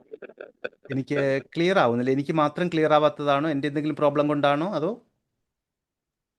ക്ലിയർ നല്ല കുറവാണ് വരുന്നത്. ശരി ശാന്തമാവാനും തുടങ്ങി മനസ്സ്. ശരി, ഓക്കെ. മറ്റാർക്കെങ്കിലും സമാനമായിട്ടുള്ള അനുഭവങ്ങളുണ്ടോ? ഉറക്കമില്ലായ്മ നിങ്ങളുടെ ജോലിയെയോ ബിസിനസ്സിനെയോ ഒക്കെ ബാധിച്ചിട്ടുണ്ടോ? ഉറക്കമില്ലാത്തത് കൊണ്ട് നമ്മളെ ജോലി ബാധിച്ചിട്ടുണ്ട്. ഉണ്ട്. ശരി. അപ്പോൾ നിങ്ങളെ മാത്രമല്ല, നമ്മുടെ ബിസിനസ്സിനെ ബാധിക്കുക എന്ന് പറഞ്ഞാൽ നമ്മുടെ സ്റ്റാഫിനെയും കൂടെയുള്ളവരെയും എല്ലാം, ഈവൻ ഫാമിലി ലൈഫ് അടക്കം അത് ബാധിക്കാനുള്ള സാധ്യത വളരെ കൂടുതലാണ്. അപ്പോൾ നിങ്ങൾ ഒരു ലീഡറാണ് എങ്കിൽ, അല്ലെങ്കിൽ ഒരു ബിസിനസ് നടത്തുന്ന വ്യക്തിയാണെങ്കിൽ, നിങ്ങളെ ആശ്രയിച്ച് ഒത്തിരി കുടുംബങ്ങൾ കഴിയുന്നുണ്ട്, ഒത്തിരി വ്യക്തികൾ കഴിയുന്നുണ്ട്. അതുകൊണ്ട് തന്നെ നിങ്ങളുടെ സ്ട്രെസ്സും ഉറക്കമില്ലായ്മയൊക്കെ നിങ്ങളെന്ന് പറയുന്ന ആ ഒരു വ്യക്തിയെ മാത്രമല്ല ബാധിക്കുന്നത്. അതിനപ്പുറം നിങ്ങളെ വിശ്വസിച്ച് നിങ്ങളോടൊപ്പം നിൽക്കുന്ന കുറേയധികം വ്യക്തികളെ കൂടിയാണ്. ക്ലിയർ ആവുന്നുണ്ടോ? അതുപോലെ തന്നെ മറ്റൊരു കാര്യം, നമ്മൾ ഉറങ്ങാതെയുള്ള കഠിനാധ്വാനം, നമ്മൾ സാധാരണ പറയല്ലേ, രാത്രികളെ പകലുകളാക്കി ജോലി ചെയ്തു എന്ന്. ഇത് വാസ്തവത്തിൽ ഒരു ഡയലോഗായിട്ട് നമുക്ക് പുറത്ത് പറയാം, പക്ഷേ യഥാർത്ഥത്തിൽ അത് നമ്മളെ മാനസികമായിട്ടും സാമ്പത്തികമായിട്ടും തകർക്കാനുള്ള സാധ്യതകളാണ് കൂടുതൽ. നമ്മുടെ ഉപബോധ മനസ്സിനെ ശാന്തമാക്കിക്കൊണ്ട് ശരിയായിട്ടുള്ള ഉറക്കത്തിലേക്ക് പോകാൻ നിങ്ങൾ ആഗ്രഹിക്കുന്നുണ്ടെങ്കിൽ ഞാൻ ഉറപ്പ് തരാം, നമ്മുടെ തീരുമാനങ്ങൾ കൂടുതൽ ഷാർപ്പാവും, കൂടുതൽ വ്യക്തവും കൃത്യവുമാവും, നിങ്ങളുടെ ലീഡർഷിപ്പ് കൂടുതൽ ശക്തമാവും. അതുപോലെ തന്നെ നിങ്ങളുടെ ബിസിനസ് ഇതിലൂടെയെല്ലാം സാവധാനം തനിയെ വളരാൻ തുടങ്ങും. കാരണം ലോകത്തിലെ ഏറ്റവും മികച്ച ബിസിനസ് സ്ട്രാറ്റജി എന്ന് പറയുന്നത് എന്താണെന്ന് അറിയാമോ? ലോകത്തിലെ ഏറ്റവും മികച്ച ബിസിനസ് സ്ട്രാറ്റജി അറിയില്ല. മറ്റൊന്നുമല്ല, ശാന്തമായിട്ടുള്ള മനസ്സ്. ശാന്തമായിട്ടുള്ള മനസ്സ്. കാരണം ശാന്തമായിട്ടുള്ള മനസ്സ് എപ്പോഴും വളരെ ക്രിയേറ്റീവായിട്ട് ഇരിക്കും. എത്ര വലിയ കത്തിക്കാളുന്ന ക്രൈസിസ് വന്നിട്ടുണ്ടെങ്കിലും അതിനെല്ലാം ഒരു പുഞ്ചിരിയോടുകൂടി മാനേജ് ചെയ്യാൻ അവിടെ സാധിക്കും. ഇതാണ് സംഭവിക്കുന്നത്. ഇനി ഒരു കാര്യം കൂടി പറഞ്ഞുതരാം. ഞാനിവിടെ പറഞ്ഞു നല്ല ഉറക്കം വേണം, ഇല്ലെങ്കിൽ ആകെ പ്രശ്നമാണ് എന്ന് പറഞ്ഞു. പക്ഷേ ചിലപ്പോൾ നിങ്ങൾ ആലോചിച്ച് നോക്കുമ്പോൾ, കുറച്ചുകൂടി കാര്യക്ഷമമായിട്ട് ആലോചിച്ച് നോക്കുമ്പോൾ, പലപ്പോഴും പല രാഷ്ട്ര നേതാക്കളും ഇത്രമാത്രം ഒന്നും ഉറങ്ങുന്നില്ല എന്നുള്ളത് നിങ്ങൾക്ക് മനസ്സിലാവും. അപ്പോൾ അങ്ങനെയാണെങ്കിൽ അവിടെ പ്രശ്നങ്ങൾ മുഴുവൻ അവതാളത്തിലാകുന്നില്ലേ എന്നുള്ളൊരു ചോദ്യം വരാം. അവിടെ രണ്ട് കാര്യങ്ങളുണ്ട്. ഒന്ന്, അതിന് പകരം കൃത്യമായിട്ടുള്ള വിശ്രമം ബ്രെയിനിന് കിട്ടാൻ വേണ്ടി, നമുക്ക് ശരിക്കും വിശ്രമം കിട്ടാൻ വേണ്ടിയിട്ടാണ്, ബ്രെയിനിന് വിശ്രമം കിട്ടാൻ വേണ്ടിയിട്ടാണല്ലോ ഉറങ്ങുന്നത്. അപ്പോൾ ബ്രെയിനിനെ ആ സ്റ്റേറ്റിൽ നിലനിർത്താൻ വേണ്ടിയുള്ള മറ്റ് കാര്യങ്ങൾ കൃത്യമായിട്ട് അവർ ചെയ്യുന്നുണ്ടാകും. എൻ്റെ പോയിന്റ് മനസ്സിലായോ? അതായത് ശരിയായ വിധത്തിലുള്ള മെഡിറ്റേഷൻ, കൃത്യമായ വിധത്തിലുള്ള വ്യായാമങ്ങൾ, ഇതെല്ലാം അവർ ചെയ്യുന്നുണ്ടാകും. ഇത് ഞാനിപ്പോൾ ഈ ഒരു കാര്യം പറഞ്ഞില്ല എങ്കിൽ നിങ്ങൾ ഈ വെബിനാർ കഴിഞ്ഞ് പോകുമ്പോൾ ചിലപ്പോൾ വിചാരിക്കും മറ്റേ ആൾ 2 മണിക്കൂറേ ഉറങ്ങുന്നുള്ളൂ, 4 മണിക്കൂറേ ഉറങ്ങുന്നുള്ളൂ, അല്ലെങ്കിൽ ഇത്രയൊന്നും ഉറങ്ങുന്നില്ല എന്നൊക്കെ. ധാരാളം രാഷ്ട്ര നേതാക്കളുണ്ട് അതേമാതിരി ഉള്ളത്, അല്ലെങ്കിൽ ചില ബിസിനസ്സുകാരൊക്കെ ഉണ്ടാവും. പക്ഷെ അതിൻ്റെ എല്ലാം പിന്നിൽ കൃത്യമായിട്ടുള്ള മറ്റു മാർഗ്ഗങ്ങളുണ്ടാകും. അത് നമ്മളറിയുന്നില്ല. നമ്മളാകെ അറിയുന്നത് എന്താ? അവർ ഇൻ്റർവ്യൂവിൽ ചിലപ്പോൾ പറയും ഞാൻ ചിലപ്പോൾ 2 മണിക്കൂറേ ഉറങ്ങുക, ചിലപ്പോൾ നല്ല കുറേ കാലം 2 മണിക്കൂറേ ഉറങ്ങിയിരുന്നുള്ളൂ, 4 മണിക്കൂറേ ഉറങ്ങിയിരുന്നുള്ളൂ, അല്ലെങ്കിൽ രാത്രിയെ പകലുകളാക്കി ജോലി ചെയ്യുന്നുണ്ട് എന്നൊക്കെ പറയും. അതിൻ്റെ പിന്നിൽ അവരെന്ത് ടെക്നിക്കാണ് ഉപയോഗിക്കുന്നത് എന്ന് പറയില്ല. അപ്പോൾ അത് മാത്രം കേട്ടിട്ട് നമ്മളും അതുപോലെ ഇറങ്ങി തിരിച്ചാൽ ഒരു പക്ഷേ ഈ പറഞ്ഞ മാതിരിയുള്ള സംഗതികളൊക്കെ അവിടെ സംഭവിച്ചേക്കാം. അതുകൂടി ഓർമ്മയിലുണ്ടാവണം കേട്ടോ. അപ്പോൾ നമ്മുടെ ഉപബോധ മനസ്സിനെക്കുറിച്ച്, അതുപോലെ തന്നെ ഉറക്കത്തിൽ സംഭവിക്കുന്ന അത്ഭുതങ്ങളെക്കുറിച്ച്, മനസ്സിൽ സംഭവിക്കുന്ന പ്രവർത്തനങ്ങളെക്കുറിച്ചൊക്കെ നമ്മൾ സംസാരിച്ചു. പക്ഷേ ഇതെല്ലാം അറിഞ്ഞിട്ടും, ഇതെല്ലാം അറിയാമെങ്കിലും രാത്രിയിലെ ലൈറ്റ് ഓഫ് ചെയ്തിട്ട് ഇങ്ങനെ കിടക്കുമ്പോൾ നമ്മുടെ മനസ്സ് ഒരു റേസിംഗ് കാർ പോലെ ഓടിക്കൊണ്ടിരിക്കുകയാണ് എങ്കിലോ? നാളത്തെ ബിസിനസ് മീറ്റിംഗ്, അതുപോലെ സാമ്പത്തികമായിട്ടുള്ള കാര്യങ്ങൾ, കുടുംബത്തിലെ പ്രശ്നങ്ങൾ, അങ്ങനെ ഒരുപാട് ചിന്തകളുടെ ഒരു വേലിയേറ്റം മനസ്സിൽ നടക്കുകയാണെങ്കിലോ? അതായത് ശരീരം കിടക്കയിൽ ഇങ്ങനെ കിടക്കുകയാണെങ്കിൽ പോലും മനസ്സ് ഒരു യുദ്ധക്കളത്തിന് സമാനമാണ് എങ്കിലോ? ഇവിടെ വാസ്തവത്തിൽ എന്താ സംഭവിക്കുന്നത്? ഈ സാഹചര്യത്തിൽ എന്താ സംഭവിക്കുന്നത്? അതായത് നമ്മൾ ഈ ചിന്തകളിലൂടെ കടന്നു പോകുമ്പോൾ, ഈ വിധത്തിലുള്ള ചിന്തകളിലൂടെ കടന്നു പോകുമ്പോൾ നമ്മുടെ തലച്ചോറ് എന്താ വിചാരിക്കുന്നത്? നിങ്ങൾ വളരെ വലിയ അപകടത്തിൻ്റെ മുന്നിലാണ് എന്ന്. അപ്പോൾ വളരെ വലിയ അപകടത്തിൻ്റെ മുന്നിലാണ് എന്ന് തലച്ചോറ് കരുതിയാൽ ഉടൻ തന്നെ നിങ്ങളുടെ സിമ്പതറ്റിക് നെർവസ് സിസ്റ്റം ഉണരും. സിമ്പതറ്റിക് നെർവസ് സിസ്റ്റം ഉണരും. സിമ്പതറ്റിക് നെർവസ് സിസ്റ്റം ഉണർന്നാലോ, തുടക്കത്തിൽ പറഞ്ഞതുപോലെ അഡ്രിനാലിനും കോർട്ടിസോളും എല്ലാം പമ്പ് ചെയ്യാൻ തുടങ്ങും. അതായത് ഒരു ആക്രമണത്തിന് നമ്മൾ വിധേയമായിക്കൊണ്ടിരിക്കുന്ന സമയത്ത് നമുക്ക് ഉറങ്ങാൻ പറ്റില്ല, അല്ലേ? ഏത് വിധത്തിലായാലും ഒരു ആക്രമണത്തിന് നമ്മൾ വിധേയമാകുമ്പോൾ, അല്ലെങ്കിൽ അപകടകരമായിട്ടുള്ള ഒരു സാഹചര്യത്തിലാണ് നമ്മൾ നിലനിൽക്കുന്നതെങ്കിൽ നമുക്ക് ഉറങ്ങാൻ പറ്റില്ല. അതേ അവസ്ഥയിലാണ് ബ്രെയിൻ ഇപ്പോൾ നിൽക്കുന്നത്. ഇതാണ് പലപ്പോഴും നമ്മുടെ ഉറക്കത്തിനെ ഇല്ലായ്മ ചെയ്യുന്ന അദൃശ്യമായിട്ടുള്ള ഒരു തടസ്സം. അതായത് അമിതമായിട്ടുള്ള ആങ്സൈറ്റി അഥവാ ഉത്കണ്ഠ. അഥവാ ആങ്സൈറ്റി. നമുക്ക് ഇതിനെ എങ്ങനെ മറികടക്കാൻ പറ്റും? ഇവിടെയാണ് ലോകമെമ്പാടുമുള്ള സ്ലീപ്പ് സ്പെഷ്യലിസ്റ്റുകൾ ഉപയോഗിക്കുന്ന വളരെ ഗംഭീരമായിട്ടുള്ള CBTI, cognitive behaviour therapy for insomnia എന്നുള്ള ശാസ്ത്രീയ രീതിയുടെ പ്രാധാന്യം വരുന്നത്. അതെങ്ങനെയാണ് നമുക്ക് നോക്കാം. എനിക്ക് വളരെ പ്രധാനപ്പെട്ട ഒരു കാര്യമാണ് കേട്ടോ.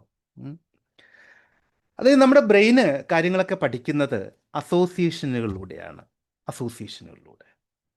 അതായത് ആരോഗ്യമുള്ള ഒരു വ്യക്തിയെ സംബന്ധിച്ചിടത്തോളം കിടക്ക എന്ന് പറയുന്നത് അല്ലെങ്കിൽ കിടക്ക കാണുന്നത് ആ സമയത്ത് തലച്ചോറിന് ലഭിക്കുന്ന ഒരു സന്ദേശമുണ്ട്. എന്താ? കിടക്ക ഈസ് ഈക്വൽ ടു വിശ്രമം, അല്ലെങ്കിൽ കിടക്ക ഈസ് ഈക്വൽ ടു ഉറക്കം. ഇതാണ് നോർമലി കിട്ടുന്നത്. നമ്മൾ ചിലപ്പോൾ പറയാറില്ലേ, കിടക്ക കാണേണ്ട താമസം ഉറക്കം വരും. കാരണം അവിടെയുള്ള നിർദ്ദേശം ഇതാണ്, അവിടെയുള്ള ഡേറ്റ് ഇതാണ്. കിടക്ക ഈസ് ഈക്വൽ ടു വിശ്രമം ഓർ കിടക്ക ഈസ് ഈക്വൽ ടു ഉറക്കം എന്നുള്ളതാണ്. പക്ഷേ ഈ ഉറക്കമില്ലായ്മ നേരിടുന്ന ഒരു വ്യക്തിയെ സംബന്ധിച്ചിടത്തോളം മാസങ്ങളോളമുള്ള സ്ട്രെസ് കൊണ്ട് അദ്ദേഹത്തിൻ്റെ തലച്ചോറ് പഠിച്ചു വെച്ചിരിക്കുന്നത് മറ്റൊരു കാര്യമായിരിക്കും. അതായത് ഓഫീസിൽ ഇരുന്ന് ടെൻഷൻ അടിക്കാൻ പറ്റില്ല, വീട്ടിൽ ടി വിയുടെ മുന്നിൽ വന്നതിന് ടെൻഷൻ അടിക്കാൻ പറ്റില്ല. അപ്പോൾ ടെൻഷൻ അടിക്കുന്ന എവിടെന്നാ? കിടക്കയിൽ കിടക്കുന്ന സമയത്ത്, വന്ന് കിടക്കുന്ന സമയത്താണ് ഇതെല്ലാം. അപ്പോഴാണ് നമുക്ക് സ്വസ്ഥമായിട്ടൊന്ന് ടെൻഷൻ അടിക്കാൻ സമയം കിട്ടുന്നത്, ഇതൊക്കെ ആലോചിച്ചിട്ട്. അപ്പോൾ ആ വ്യക്തിയുടെ ബ്രെയിനിനെ സംബന്ധിച്ച് ഇപ്പോൾ കിടക്ക ഈസ് ഈക്വൽ ടു ടെൻഷൻ, അല്ലെങ്കിൽ ആങ്സൈറ്റി, അല്ലെങ്കിൽ ഉത്കണ്ഠ ഓർ മൊബൈൽ ഫോൺ ഇതിലേക്ക് വരും.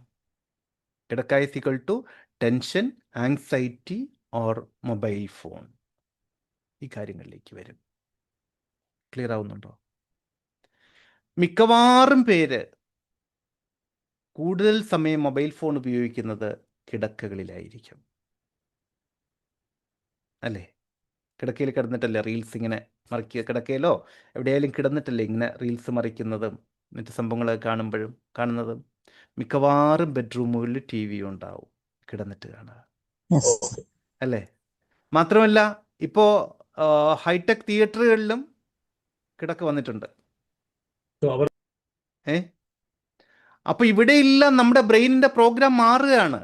നേരത്തെ കിടക്ക ഈസ് ഈക്വൽ ടു ഉറക്കം ഒരു വിശ്രമം എന്നായിരുന്നുവെങ്കിൽ ഇവിടെ ഇത് മാറി. അതിൻ്റെ പ്രാധാന്യം മനസ്സിലായോ? ഒന്ന് പറയാമോ? ആ പ്രാധാന്യം മനസ്സിലായാലേ നമ്മൾ അടുത്ത ഭാഗത്തേക്ക് പോയിട്ട് കാര്യമുള്ളൂ. ബ്രെയിൻ എങ്ങനെയാണ് പ്രോഗ്രാം ചെയ്തിരിക്കുന്നത് മനസ്സിലായോ? ഒന്ന് റെസ്പോണ്ട് ചെയ്ത് നോക്കട്ടെ. എന്തോ ക്ലിയർ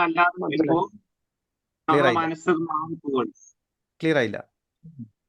നമ്മൾ കിടന്നുകൊണ്ട് ചെയ്യേണ്ട കാര്യങ്ങൾ നമ്മൾ ബ്രെയിനിന്റെ പാറ്റേൺ മാറ്റുമ്പോൾ പിന്നെ കിടന്നു കഴിഞ്ഞാൽ ആ മാറിയ പാറ്റേൺ ആണല്ലേ ആ വരിക. എക്സാക്ട്ലി അതാണ് വരുന്നത്. കിടന്നു കഴിഞ്ഞാൽ ആ മാറിയ പാറ്റേൺ എന്താണോ അതാണ് വരുന്നത്. ഇതാണ് സംഭവിക്കുന്നത്.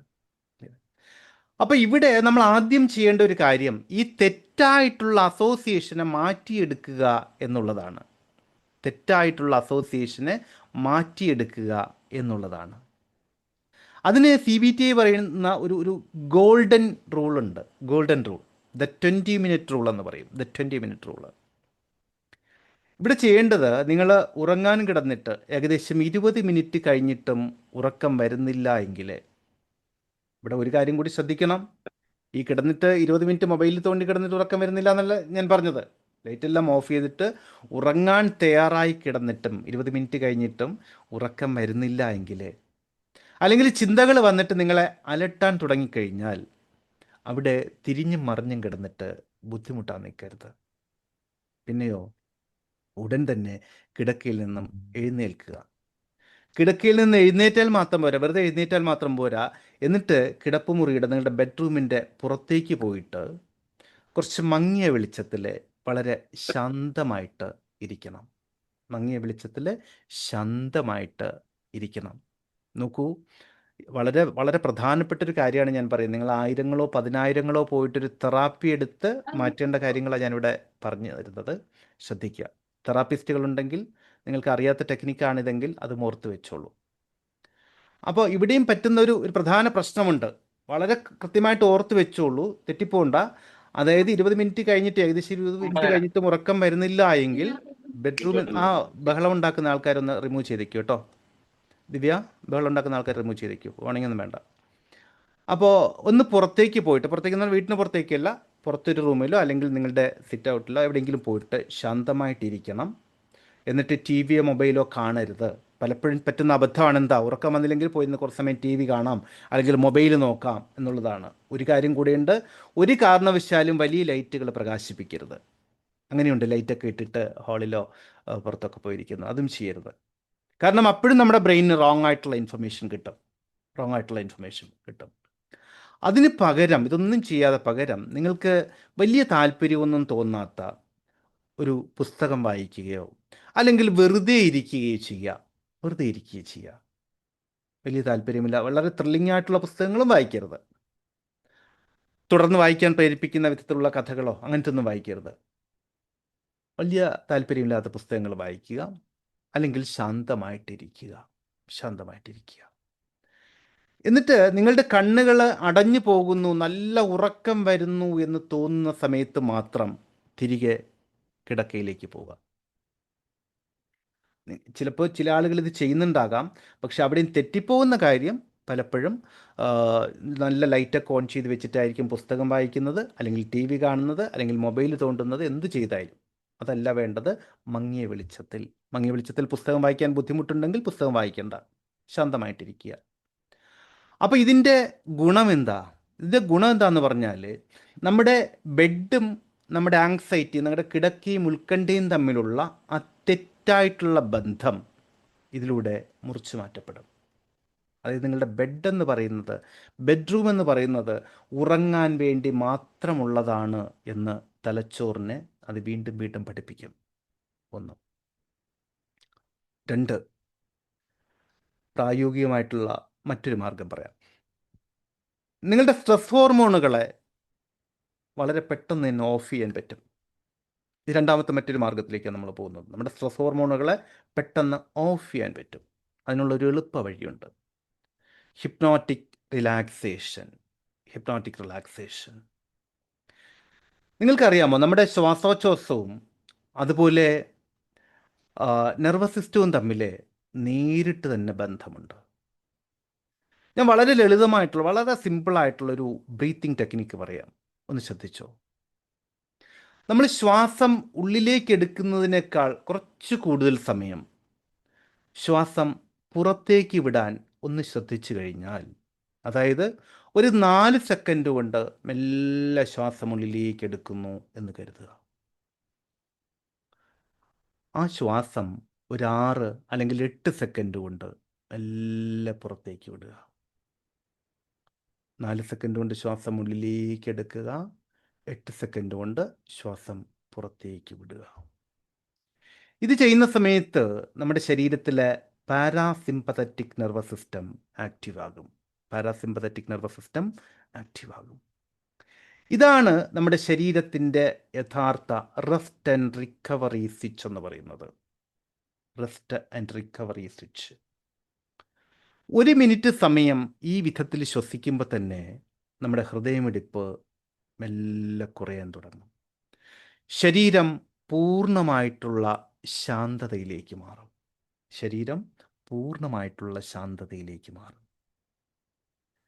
ഇത് ഞാൻ തിയറിറ്റിക്കലി ഇത്രയും പറഞ്ഞപ്പോൾ ഒരുപക്ഷെ ഉൾക്കൊള്ളാൻ ഒരല്പം ബുദ്ധിമുട്ട് തോന്നിയേക്കാം. ഇതിൻ്റെ മറ്റൊരു പ്രാക്ടിക്കൽ സൈഡ് പറഞ്ഞുതരാം.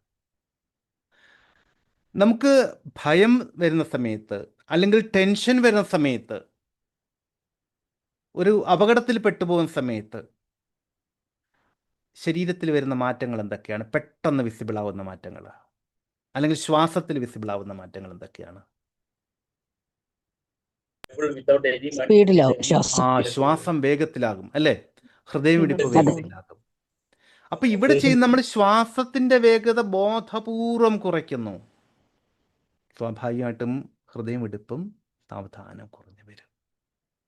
ഈ ശ്വാസവേഗതയും കുറഞ്ഞു, ഹൃദയമിടിപ്പിന്റെ വേഗതയും കുറയുമ്പോൾ ബ്രെയിൻ എന്താ ധരിക്കുക? ഇയാൾ നല്ല റിലാക്സ്ഡ് ആണ്, നല്ല ശാന്തമാണ്, അതുകൊണ്ട് ഇനി ഇത്തിരി സമയം കിടത്തി അങ്ങ് ഉറക്കിയേക്കാം. ക്ലിയർ ആവുന്നുണ്ടോ? ഇതാ സംഭവിക്കുന്നത്. ഇതാണ് എൻ്റെ ഏറ്റവും കുഞ്ഞു കാര്യം. ഇതാണ് നമ്മൾ ബ്രെയിനിൽ ചില മാറ്റങ്ങളാണല്ലോ വരുത്തുന്നത്, അതിനുള്ള കുഞ്ഞു കുഞ്ഞു പണികളാണ് ഇതൊക്കെ. അപ്പോൾ ഇത് ചെയ്യുന്നതോടൊപ്പം 1 മിനിറ്റ് ഇത് ചെയ്യുക. ശ്വാസത്തിൽ ഇങ്ങനെ ശ്രദ്ധിക്കുക. 4 സെക്കൻഡ് കൊണ്ട് ശ്വാസം ഉള്ളിലേക്ക് എടുക്കുക, ഒരു 6-8 സെക്കൻഡ് കൊണ്ട് പുറത്തേക്ക് വിടുക. ഇതിനിടയിൽ ആവശ്യമെങ്കിൽ ഒരു 4 സെക്കൻഡ് കൂടി ഉള്ളിൽ പിടിച്ചു വെക്കാം, ശ്വാസം ഹോൾഡ് ചെയ്യാം. ചില സാഹചര്യങ്ങളിൽ എല്ലാവർക്കും സാധിച്ചൊന്നുമില്ല, അതുകൊണ്ടാണ് ഞാനിവിടെ സ്കിപ്പ് ചെയ്ത് കളഞ്ഞത്. നിങ്ങളുടെ ഉപബോധ മനസ്സ് നന്നായിട്ട് ശാന്തമാകും. ഇതിനോടൊപ്പം തന്നെ ഇത് ചെയ്തു കഴിഞ്ഞ് ഒന്ന് കൂളായി കഴിഞ്ഞാൽ നമുക്ക് ചെയ്യാൻ പറ്റുന്നത് നമ്മുടെ ശരീരത്തിലെ ഓരോ ഭാഗങ്ങൾക്കും മനസ്സുകൊണ്ട് വിശ്രമിക്കാനുള്ള നിർദ്ദേശം കൊടുക്കാം. അതായത് ഇത് നിങ്ങൾ ബെഡിൽ കിടന്നിട്ട് ഇത് ചെയ്തു, എന്നിട്ട് ശ്വാസം നോർമലാക്കി, അത് കഴിഞ്ഞിട്ട് ഓൾറെഡി നമ്മൾ കണ്ണുകൾ അടച്ചിട്ടുണ്ട്, എന്നിട്ട് സാവധാനം നമ്മുടെ കാൽപാദങ്ങളെ മനസ്സുകൊണ്ട് കാണുക. കാൽപാദങ്ങളെ കാണുക. കാൽപാദങ്ങൾ നല്ല സുഖകരമായിട്ടുള്ള വിശ്രമത്തിലേക്ക് പോകുകയാണ് എന്ന് മനസ്സുകൊണ്ട് സങ്കല്പിക്കുക. അതിനുശേഷം അത് ഫീൽ ചെയ്യുക, ശരിക്കും ഫീൽ ചെയ്യുക. എന്നിട്ട് കാലുകൾ നിങ്ങളുടെ അരക്കെട്ട് വരെയുള്ള ഭാഗത്തെ മനസ്സിൽ കാണുക. ആ ഭാഗം സുഖമായിട്ടുള്ള വിശ്രമത്തിലേക്ക് പോയിക്കൊണ്ടിരിക്കുകയാണ് എന്ന് മനസ്സിൽ സങ്കല്പിക്കുക. ഫീൽ ചെയ്യുക, വിട്ടുകളയുക. പിന്നെ വയറ്, നെഞ്ച്, കൈകൾ, ശിരസ്, കഴുത്തൊക്കെ കാണുക. ഉറപ്പായിട്ടും ഉറക്കത്തിലേക്ക് പോകും. വളരെ ഗാഠമായിട്ടുള്ള ഉറക്കത്തിലേക്ക് പോകും. ഇവിടെ നിങ്ങൾ അറിയാതെ തന്നെ നിങ്ങളുടെ ചിന്തകളുടെ വേലിയേറ്റം അവസാനിക്കും. നിങ്ങൾ ഗാഠമായിട്ടുള്ള ഒരു ഉറക്കത്തിലേക്ക് പോകും. ഇതിന് മറ്റൊരു കാരണം കൂടിയുണ്ട്, അതും പറഞ്ഞുതരാം. നമ്മുടെ ബ്രെയിനിൻ്റെ ഒരുപാട് വ്യത്യസ്തതകൾ, ഒരുപാട് പരിമിതികളെന്ന് വേണമെങ്കിൽ പറയാം. പരിമിതികളിൽ ഒരു പ്രധാനപ്പെട്ട പരിമിതിയാണ് ഇവന് മൾട്ടി ടാസ്കിങ് അത്ര വശമില്ല. മൾട്ടി ടാസ്കിങ് എന്ന് പറഞ്ഞാൽ ഒരേ സമയം വ്യത്യസ്തങ്ങളായിട്ടുള്ള ഒന്നിലധികം കാര്യങ്ങൾ ചെയ്യുന്നതിന് ഇവനത്ര പരിചയം പോരാ. അപ്പോൾ ഒന്ന് ആലോചിച്ച് നോക്ക്, നിങ്ങളുടെ പൂർണ്ണമായിട്ടുള്ള ശ്രദ്ധ ബ്രീത്തിൽ മാത്രം വരുമ്പോൾ, ശ്വാസത്തിൽ മാത്രം വരുമ്പോൾ, ശരീരഭാഗങ്ങളിൽ മാത്രം വരുമ്പോൾ എങ്ങനെയാണ് നിങ്ങളെ ടെൻഷൻ പിടിപ്പിക്കുന്ന കാര്യങ്ങളെക്കുറിച്ച് ചിന്തിക്കാൻ ഇവന് പറ്റുന്നത്? മനസ്സിലായോ? മനസ്സ് റിലാക്സ്ഡ് ആകും. അവിടെ മരുന്നുകളൊന്നുമില്ലാതെ തന്നെ നിങ്ങളുടെ മനസ്സിൻ്റെ ശക്തി കൊണ്ട് നിങ്ങളുടെ ഉറക്കത്തെ തിരികെ പിടിക്കാൻ പറ്റും. ഇത് വളരെ ഗംഭീരമായിട്ടുള്ളൊരു മാർഗമാണ്. മാത്രമല്ല ഇവിടെ ഈ സമയത്ത് മനസ്സ് വല്ലാതെ ശാന്തമാകും. പ്രത്യേകിച്ച് ഉപബോധ മനസ്സ് മെല്ലെ ഉണരാൻ തുടങ്ങും. കാരണം ബോധം ശാന്തമാകുമല്ലോ. അപ്പോൾ ഉപബോധ മനസ്സ് മെല്ലെ ഉണരാൻ തുടങ്ങും.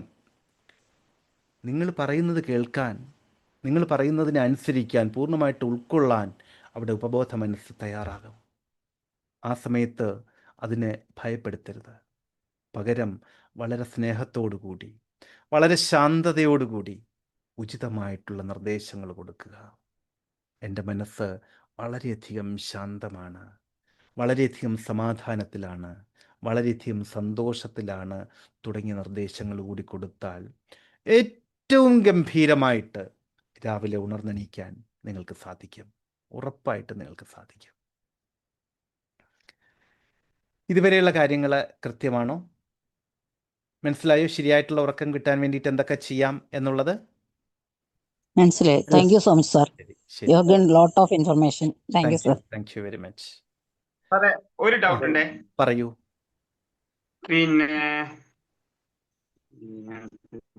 മറന്നുപോയോ? എന്താ പറയാ, ഒരു സംഭവം ഉണ്ടെന്ന് പറഞ്ഞിട്ട് സാർ പേര് പറഞ്ഞത് മറന്നുപോയി. അത് നന്നായി. 200 പേജിന്റെ വരയിട്ട ബുക്ക് വാങ്ങുക, എന്നിട്ട് ഈ സംശയങ്ങൾ തോന്നുന്ന അപ്പൊ തന്നെ എഴുതി വെക്കുക, സമയം കിട്ടുമ്പോൾ ചോദിക്കുക. സാറ് പാരാസിമ്പത്തിക് സിസ്റ്റം ഓൺ ആകുന്നുണ്ട് സാർ, വേറെന്തോ പറഞ്ഞത്, നെർവ് സിസ്റ്റം ഓൺ ആകുന്നു പറഞ്ഞിട്ട് പിന്നെന്തായിരുന്നു പറഞ്ഞത്? മനസ്സിലായില്ല. നമ്മളെ പാരാസിമ്പത്തിക് നെർവ് സിസ്റ്റം ഓൺ എന്താണ് ആകുന്നു പറഞ്ഞതെന്ന് എനിക്ക് ഇപ്പോ പറയാൻ പറ്റില്ല. കാരണം ഞാൻ അബ്ദുള്ളയുടെ പ്രത്യേകിച്ച് സ്ക്രിപ്റ്റ് ഒന്നും ഇല്ലാതെ ഒരു ഒഴുക്കിനിങ്ങനെ പറഞ്ഞു പോവുകയാണ്. ഒരു സ്ക്രിപ്റ്റ് ഉണ്ടായിരുന്നെങ്കിൽ സ്ക്രിപ്റ്റ് നോക്കി ഞാൻ അങ്ങ് പറഞ്ഞു തരുമായിരുന്നു. അപ്പൊ അതുകൊണ്ട് ഇതിന്റെ റെക്കോർഡ് വരും, യൂട്യൂബിൽ എവിടെയെങ്കിലും ഒക്കെ വരും. അപ്പൊ ഒന്നും കൂടി കാണൂ കേട്ടോ. അതുകൊണ്ടാണ് ഓരോ ഭാഗവും കഴിഞ്ഞിട്ട് അവിടെ എന്താണ് സംശയം എന്ന് ചോദിക്കാൻ ഞാൻ പറയുന്നത്. ഓക്കെ, ശരി, സോറി സാറേ. പാരാസിമ്പത്തിക് സിസ്റ്റം പിന്നെ ഇതാകുന്നതോടെ ആക്റ്റീവ് ആകുന്നതോടെ ശരീരത്തിന് റിലാക്സിങ് വരുന്നാണ് പറഞ്ഞത്. അതെ അതെ. ആ, അതാണോ താങ്കൾ ഉദ്ദേശിച്ചത് സജീവൻ? കേട്ടില്ല. എന്താ ഞാനും വിട്ടുപോയി. ആ ശരി, ഓക്കെ, നോക്കാം, ഇനി എന്തായാലും വരുന്ന സമയത്ത് കാണാം. ആവട്ടെ ആവട്ടെ ആവട്ടെ. മറ്റെന്തെങ്കിലും? സാർ അത് ഇല്ല, ബ്രീത്തിങ് എക്സസൈസ് പറഞ്ഞില്ലേ, 4 അതെ സെക്കൻഡ് അതെ എടുത്ത് അതെ. അത് കഴിഞ്ഞിട്ടാണ് സാർ അത് പറഞ്ഞത് പാരാസിമ്പത്തിക്. 4 സെക്കൻഡ് ശ്വാസം ഉള്ളിലേക്ക് എടുക്കുക. 4 സെക്കൻഡ് ശ്വാസം ഉള്ളിലേക്ക് എടുക്കുക. എന്നിട്ട് 6 സെക്കൻഡോ 8 സെക്കൻഡോ കൊണ്ട് അതൊന്ന് പിടിച്ചു വെക്കുക. അത് ആ സോറി സമയം 6 സെക്കൻഡ് 8 സെക്കൻഡ് കൊണ്ട് പുറത്തേക്ക് വിടുക, മാറ്റിവെക്കാന്നല്ല, പുറത്തേക്ക് വിടുക, അത്രയേ ഉള്ളൂ. ആ കിട്ടിയോ? സമയമാണ് അപ്പൊ ഇങ്ങനെ ചെയ്യുന്ന സമയത്ത് പാരാസിമ്പതറ്റിക് നെർവസ് സിസ്റ്റം ആക്റ്റീവ് ആകും. അതാണ് അപ്പൊ ഈ പാരാസിമ്പതറ്റിക് നെർവസ് സിസ്റ്റം ആക്റ്റീവ് ആവുന്ന സമയത്ത് നിങ്ങളുടെ rest and recovery switch on ആകും. അതായത് ശരിക്കും നമ്മളൊരു റിലാക്സ് സ്റ്റേറ്റിലേക്ക് പോകാൻ തുടങ്ങും. ഓക്കെ സാർ, ആ ഒരു മനസ്സിലായി? പോയിന്റ് ആയിരുന്നു വിട്ടുപോയെ. ഓക്കെ ഓക്കെ ഓക്കെ, ശരി. റെസ്റ്റ് ആൻഡ് എന്തോ? Rest and rest and relaxing system. Recovery, rest and recovery. Okay, thank you sir. ശരി ശരി, താങ്ക് യു. സാർ മറ്റെന്തെങ്കിലും? അതേപോലെ ഉം.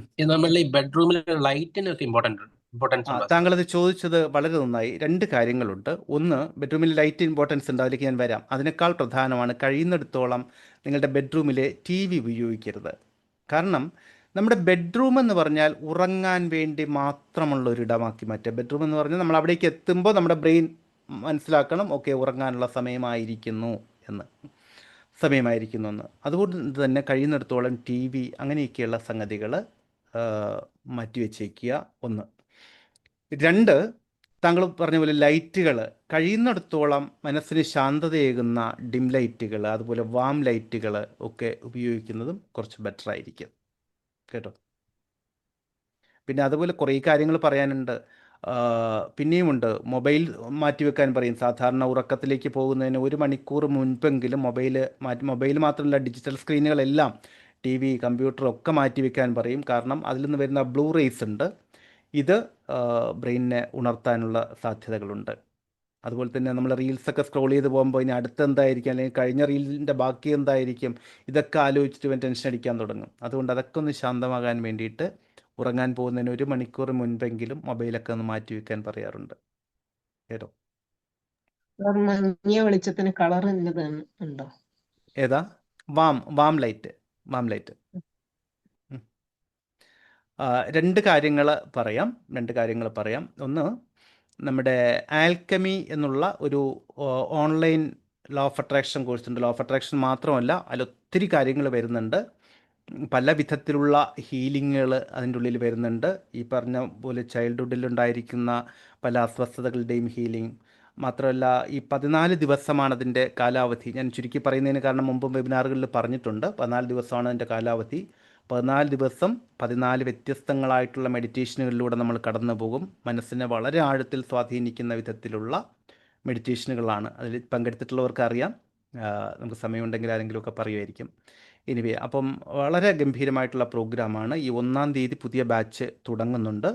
നിങ്ങൾക്ക് താല്പര്യമുണ്ടെങ്കിൽ അതിൽ ജോയിൻ ചെയ്യാം. കോർഡിനേറ്ററുടെ നമ്പർ തരാം, ഒന്ന് നോട്ട് ചെയ്തോളൂ. 8086089337. 8086089337. അതുപോലെ നമ്മുടെ ഈ വെബിനാറിൻ്റെ ഒരു വർക്ക്ഷീറ്റ് ഉണ്ട്. നാളെ ഉച്ചയ്ക്ക് ശേഷം ഞങ്ങളുടെ കോർഡിനേറ്റേഴ്സിന് ആരെങ്കിലും ഈ നമ്പറിൽ വിളിക്കണ്ട, നിങ്ങൾ മെസ്സേജ് ചെയ്താൽ മതി.